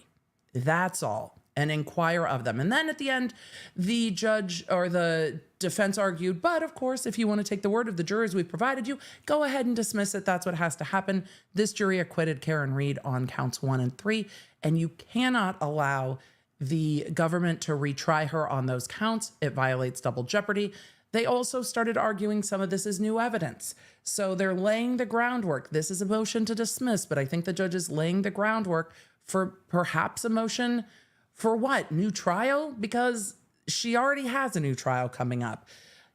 The judge, of course, did not rule today. I am not surprised. I expected the judge to take this under advisement, and that's what she has done. And then the prosecution argued the same thing. Your Honor, you can't inquire. The rules, the court, the rules of ethics, you can't inquire into the process of the deliberating jury, and this is inquiring into the process. The jury didn't put anything on the verdict forms. The jury had the jury instructions. The jury didn't ask a question about this. The jury did not come to a final verdict, and there's nothing the court can do here under the law. The Commonwealth can retry. The court should not dismiss this case, and the court cannot inquire into the jury questions. And then on the rebuttal, the defense argued, Your Honor, the jury instructions said keep deliberating until you've reached unanimous verdicts on all counts. Maybe the jury just didn't know that they could come back essentially with a split verdict, that they could render verdicts on some. Maybe they thought they had to render verdicts on everything if they were going to render verdicts on anything. And of course, that's not what the law requires or intends. So, Your Honor, we have to inquire. At a minimum, we have to know what these jurors said. And at the end, the court said, anything else from the people? No? Okay, I'll take it under advisement, as she was like gathering her files and getting up and leaving the courtroom. When will the court rule? I do not know. How long will it take her to render a ruling? I do not know. Could the judge give this kind of a two-part ruling saying, at the moment, we need to hear more from the jurors? Could. Absolutely could. I don't think the judge is going to dismiss this outright. I don't even know if the judge can dismiss these counts outright under the case law. I think the action that the court can take under all of the case law is to ask the jurors, either by affidavit or in court. Would that necessarily be a public proceeding? Not necessarily. So could she ask the jurors one by one, did you reach a verdict on count 1, count 2, count 3 as a jury? And then go from there? Yes. I still don't know if there's much of a procedure there for the court to dismiss the counts, But once you have all 12 jurors saying that they reached unanimous verdicts, if the court then denies the motion to dismiss and says, under the law, there's nothing I can do here, which I think under the law, there's not a lot that the judge can do. It puts the defense in a really good position to argue to the appellate court, this is not the result that the Constitution contemplates. This isn't the result that our jurisprudence contemplates. This result is against the Sixth Amendment. This result goes against the concept of double jeopardy, and let the appellate court make the ruling. They're setting themselves up, or trying to be in the best position to make that argument, because if the judge denies it now and it goes to the Court of Appeals, the Court of Appeals is going to be like, I mean, okay, so 4 people said there was a verdict, and like, that's not 12, and it's not on the jury, it's not on the verdict slip. So what would you like us to do? The defense puts themselves in the best position to continue to argue this if they know what all 12 jurors said. And I think that's why they really leaned into that during their argument, because that is really their best hope. The court is, I will be stunned if the court grants a motion to dismiss. Absolutely stunned. I don't see the court being able to do that. I think it's a much more, I think it's still an unlikely result that the court allows the jurors to be inquired into, but I think it is the best result for everyone involved to hear what the jurors have to say. The prosecution doesn't want that. I think they should want it. They're saying they can't. Look, if the jurors reached a verdict, you've got people that were there for 10 fucking weeks. Your verdict, your jurors in your jurisdiction were there for 10 weeks.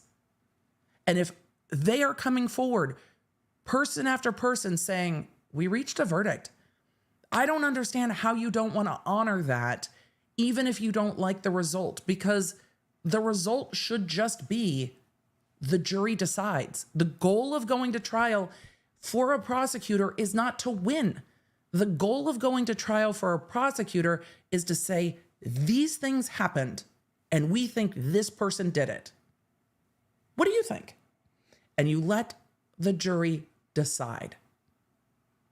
And that is the point. It is not about winning. It is not about securing a conviction. It is about letting the finders of fact make a determination. That is all. Your job as a prosecutor is to help the finder of fact find the facts. Make it clear. Make sure the evidence is proper. And protect the rights of everyone involved. If you just want to win, go play sports ball. The courtroom is not the place for that. If you really just want to win all the time, I don't know, mergers and acquisitions, maybe. Go argue over corporate mergers and just be like, we won. Go for it. Criminal court is not the place to do that. Go fight over corporate money in civil. This is not about winning and losing. And the prosecution should want to know what the jurors have to say just as much as the defense does. And it's frustrating me that they don't. They're just like, it's not the job. It's not the job. It's just not the job. You are the finder of fact. But again, I wouldn't have prosecuted this case anyway. So it's hard for me sometimes to wrap my head around things. So let's get to your questions. This is frustrating. I'm frustrated by all of it. This is so incredibly avoidable. If the judge had just asked. And that, I think, if y'all are frustrated, I'm frustrated too. I think that there is room to have conversations even when we don't like the result. I think legally there are difficult things here for the defense. But when you're getting to, did the jurors actually reach a verdict? At some point you have to honor what the jurors did in their work and find a way to try to get there. And the prosecution doesn't seem to want to try to find a way to get there at all. They're just like, nope, not on the verdict form. We're done. And that's really frustrating to watch. It is tremendously frustrating. legally at the end of the day, can the judge dismiss this case? I don't think the judge can dismiss on this counts 1 and 3. Can the judge allow the inquiry? Yes, they can. So it's frustrating because it doesn't feel like what we are looking at in the morality, due justice realm and the legal realm are going to mesh. And that's real frustrating to see. The prosecution has the ability to not move forward. And I think if you get all 12 jurors saying we reached verdicts, the prosecution lands in a really tough spot. And the lead prosecutor lands in a really tough spot because now you have 12 jurors saying we reached verdicts. You can't go forward. And that's tough. So with all of it, we will see what happens. Let's get to your questions, right? You've got questions, I've got questions, and we've got questions.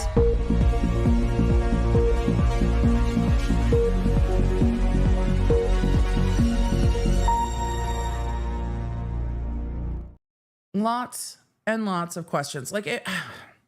I don't know. If the judge had just polled the jury, we wouldn't be here. And I worked in jurisdictions where polling the jury was the norm. So it's already weird. It's already weird to me that they're not polling the jury. That's the norm in Massachusetts. It seems from everything I've seen, it's just so frustrating. It's like, this was all avoidable. One question to the jurors. Are you foreperson? Are you unable to reach a verdict on all counts? And if the foreperson had said yes, then we're there. Okay, you're unable to reach a verdict on all counts. And if the foreperson had said no, the judge would say, have you reached verdicts on some counts? And the foreperson would say yes. And the judge would say, oh, go back and write those on the verdict slips. And don't fill out the verdict slip for the count you haven't reached a verdict on. Go do that. That's it. That's all that would have happened if this is the case, right? If the foreperson had said, no, we're unable to reach a verdict as to all counts, then you're done. And then we're not here. So asking a question would have allowed this to be fixed, but I'm just going to continue repeating myself because it's so frustrating. It's just so frustrating. Tracy, thank you for the gifted memberships. I very much appreciate it. And you guys, thank you for riding with me with the audio. Should I have switched to that feed earlier? Probably. Apologies. Potato. But again, was there anything stunning, shocking, and new in those oral arguments? No. Do I like the defense tactic? Do I like the change of pace with the defense attorney that has come in to the defense team arguing this? Yes. Yes, I do. Yes, I do. Brandon, thank you for the gifted memberships. And I saw a question in the chat I want to try to grab. Let's see if it didn't. You guys, the chat's busy, which I love. I love a busy chat. I love it when you guys are having conversation, especially when it's not spoilers of the Olympics. I love it. Emily, are you over it? No. LH said, Emily, did you see the letter all the lawyers that had cases with Proctor received? I did.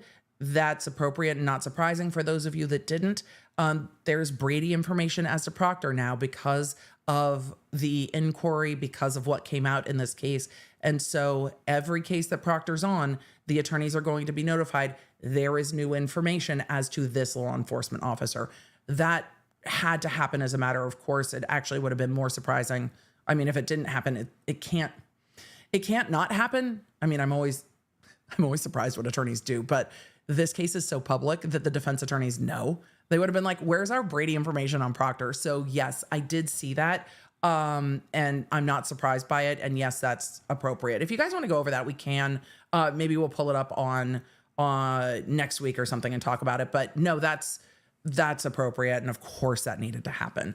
So it's not a surprise. It's just like Proctor has now a taint out there, if you will, and it's going to be really, really difficult in upcoming cases. You guys are like, yes, please. Unfortunately, I cannot do it at the moment, but I will pull it up.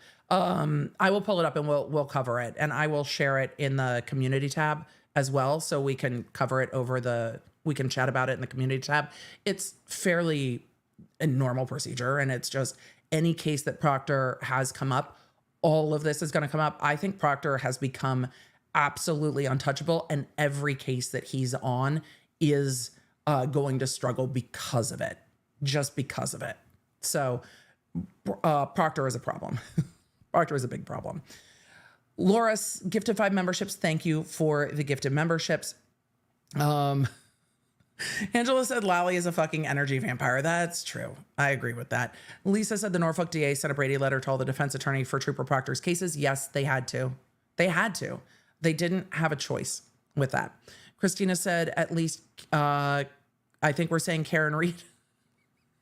Not Corey Richards. At least Karen Reed cut the stitch off the blazers, unlike yesterday's DA. Nice to spend this chilly British evening with you, Law Nerds.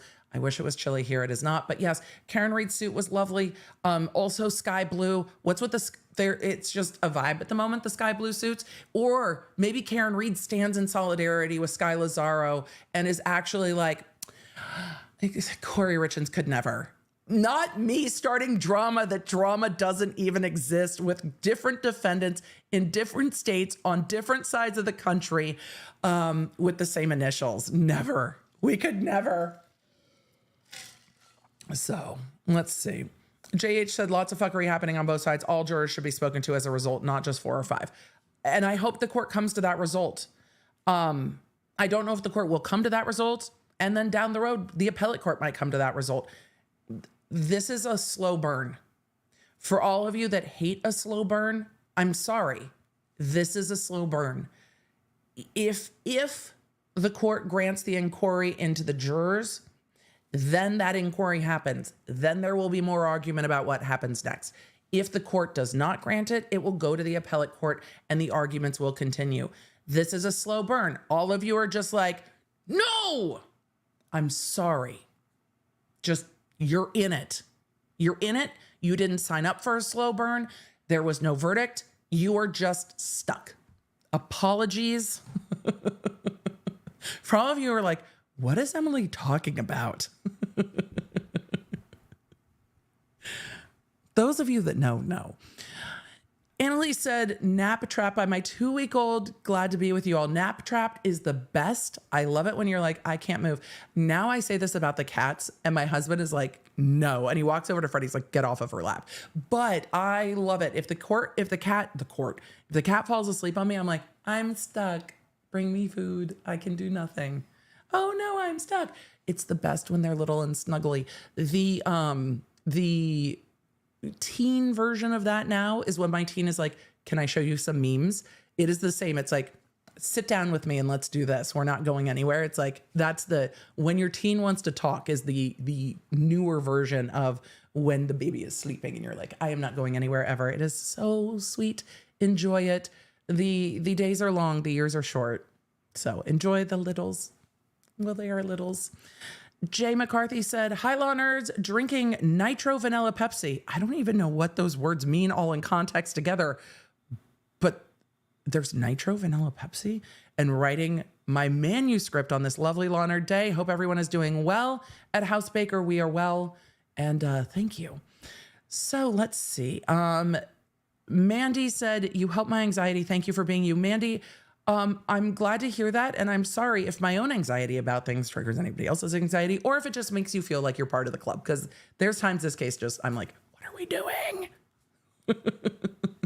Nick, I see you in the chat. Nick said, we've been thinking of getting another kitty. I know that's going to be a hard thing to embark on. But, the kitty distribution system works pretty well. So if you start putting out that you're thinking about it, I'm sure one will find their way to you. And I hope that is great.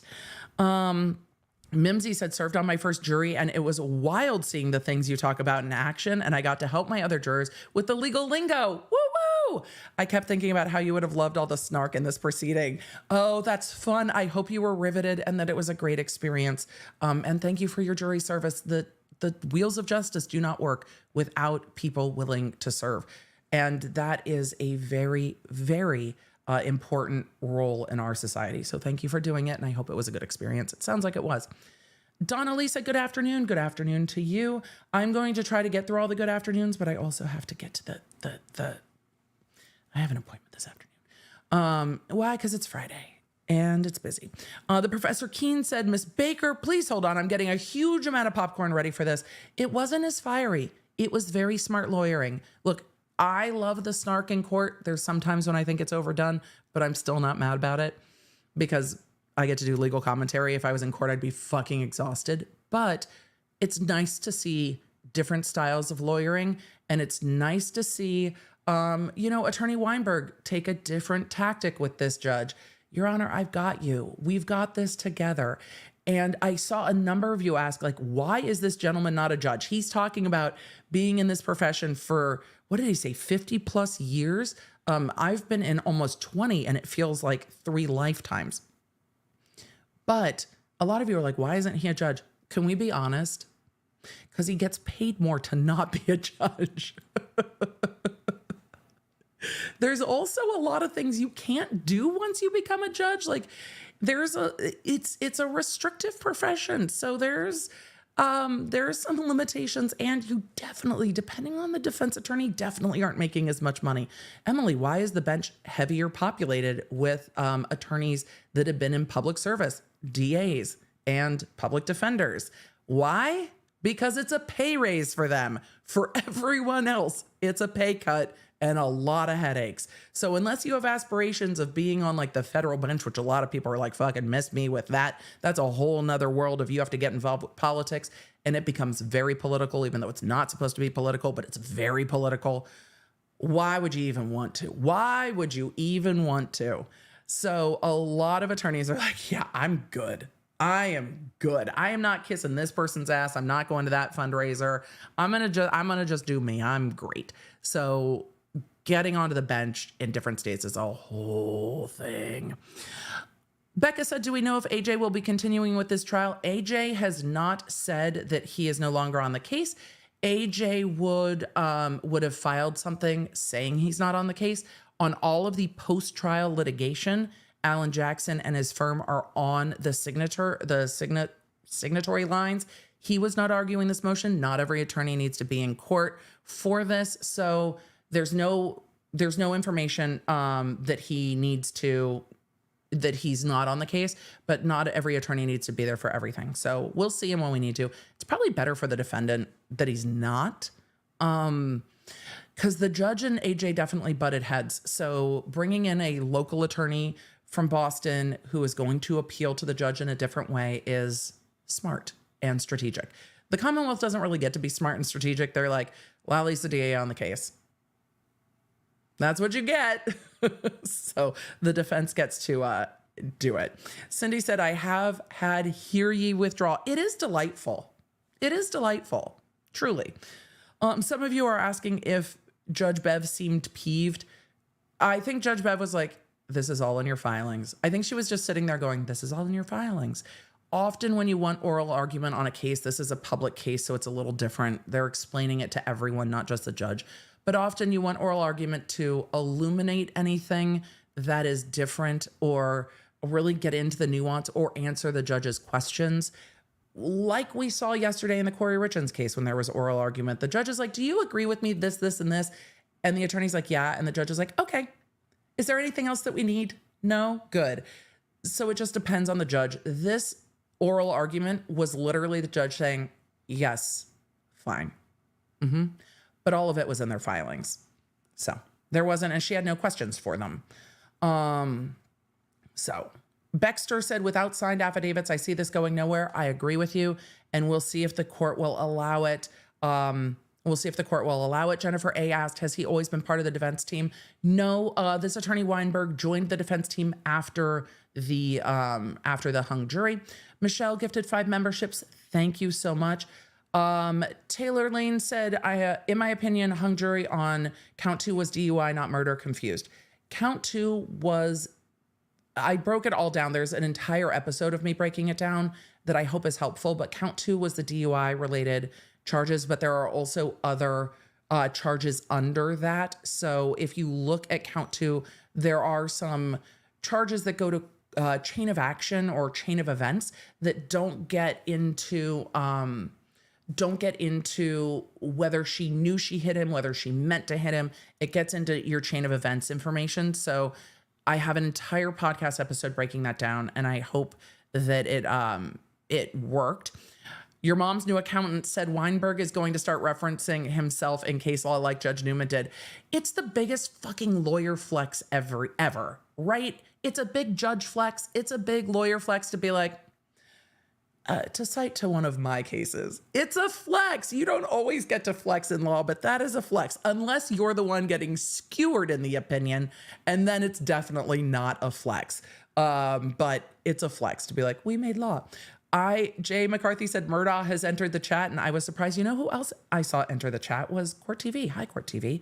Thank you for having great audio and nothing scrolling across the bottom of the screen that makes everybody dizzy. We appreciate it. We only saw the fan briefly, so thank you for that so much. Alexandra said, I have 4 weeks of laundry to ADHD through. I am determined to fold and put away everything. This is the thing that helps. Alexandra, you are doing amazing, sweetie. Keep working on it. When I am stuck with laundry, for all of you that are not neurodivergent, this probably doesn't matter to you. For all of you who are neurospicy, here's how I approach it when I am stuck. I go by type of article of clothing. I'm like, okay, today we're doing pants, and I will just do pants and then put away pants, and then I will take a break. Or I will go by things I immediately need, and I will take, okay, what do I need for this week? Okay, I need these things for this week, and I will wash just what I need for the week and put it away and tackle everything else later. It is hard. The washing and the putting away together in one day is so fucking hard. It's so hard. I get it. I have struggled with this. You guys, on a members only live, I will tell you about my experiences with this in college. The amount of times I found a pile of wet clothes that were mine on the floor of like the dorm room laundry because I had forgotten it for days is wild. At least it's in my house now, and that makes life a little bit easier, but laundry is so hard. So, 2 ways to do that, and hopefully that helps, but sometimes it's just pick what you need immediately. And if things live at the bottom of the laundry bin for too long, I'm like, do I really like this or need this? Maybe it's time to get rid of it. I don't try to do it all at once because it's hard. It's hard. Let's see. Michael said he's why you bring in a specialist appellate counsel. Yes. And look, litigators don't always see the way that appellate lawyers see it. It is a different perspective. Bringing in somebody who looks at it through the lens of the appeals court is very, very smart. Amber said the way she does not interrupt Weinberg versus her and Jackson and Yannetti arguments, such a striking different treatment. It's a different dynamic. And sometimes, I mean, if you've ever gotten into an argument with a friend, a child, a parent, whatever, sometimes you need to tap out and somebody else needs to tap in. So sometimes you need somebody else to help out. And there are times where I'm like, me and this child are just not hearing each other. So I'm going to tap out. Brian, I'm tapping you in. This is what I'm trying to accomplish. I'm out. And that can help. Let's see. Question, shouldn't Lally want the truth just as much? AK, I agree with you. Lally's position seems to be we can't ask any questions. We're done. Thank you, Miguelina. I see that. We're gonna wrap up real quick. Elijah said wakes up with a start. Well, see, I found the cure to my insomnia. Thanks, Lally. I mean, Lally does have a very specific monotone. It is a very, very specific monotone. If I didn't say Lally's argument in that, I meant Lally does that too. But Lally has a very specific monotone. Amber said Lally doesn't strike me as a top-notch legal researcher, or at least he doesn't represent that he is with the words coming out of his mouth. His writings were linear. I just disagree with how he interpreted the law. So let's see. Gifted 5 EDB memberships. Thank you so much. All right. Casey Cat said, Judge Bev told the jury only complete the form when you have a verdict on all counts. We got to that towards the end. But yes, the instruction is confusing, and maybe Massachusetts will take it up at their judicial conference. Maybe this is something where the lawyers in the state are going to be like, yeah, I can see where that's confusing. I can see where that's confusing. And it could be, complete the forms when you have reached verdicts on all counts. If you are unable to reach a verdict on all counts, please let the court know. But then the judges have to inquire. So these are conversations they have to have. Katie, thank you for the gifted memberships. Christine, thank you so much. It's good to see you. Hope you guys are all having a good weekend. I do too.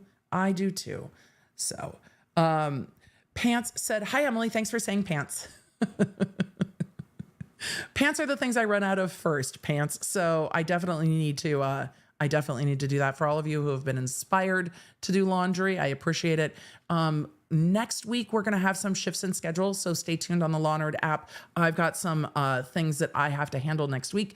I told you the fall gets spicy in my world, but I will keep you in the loop on what's going on next week, and the app is the first place I will do that. So absolutely get the Law Nerd app, and it is a free download on iOS and Android. Keep you in the loop, keep you with alerts on what we're doing, and I will keep you in the loop for the schedule next week because there will be some schedule shifts next week, and I will see you soon. Law Nerds, take care of yourselves. Have a great weekend. Go do the things you need to do. I'm still trying to breed blue roses on my Animal Crossing island because now Griffin and I have gotten into Animal Crossing together, and so we are doing that. Celtic Moon asked about a Girardi update.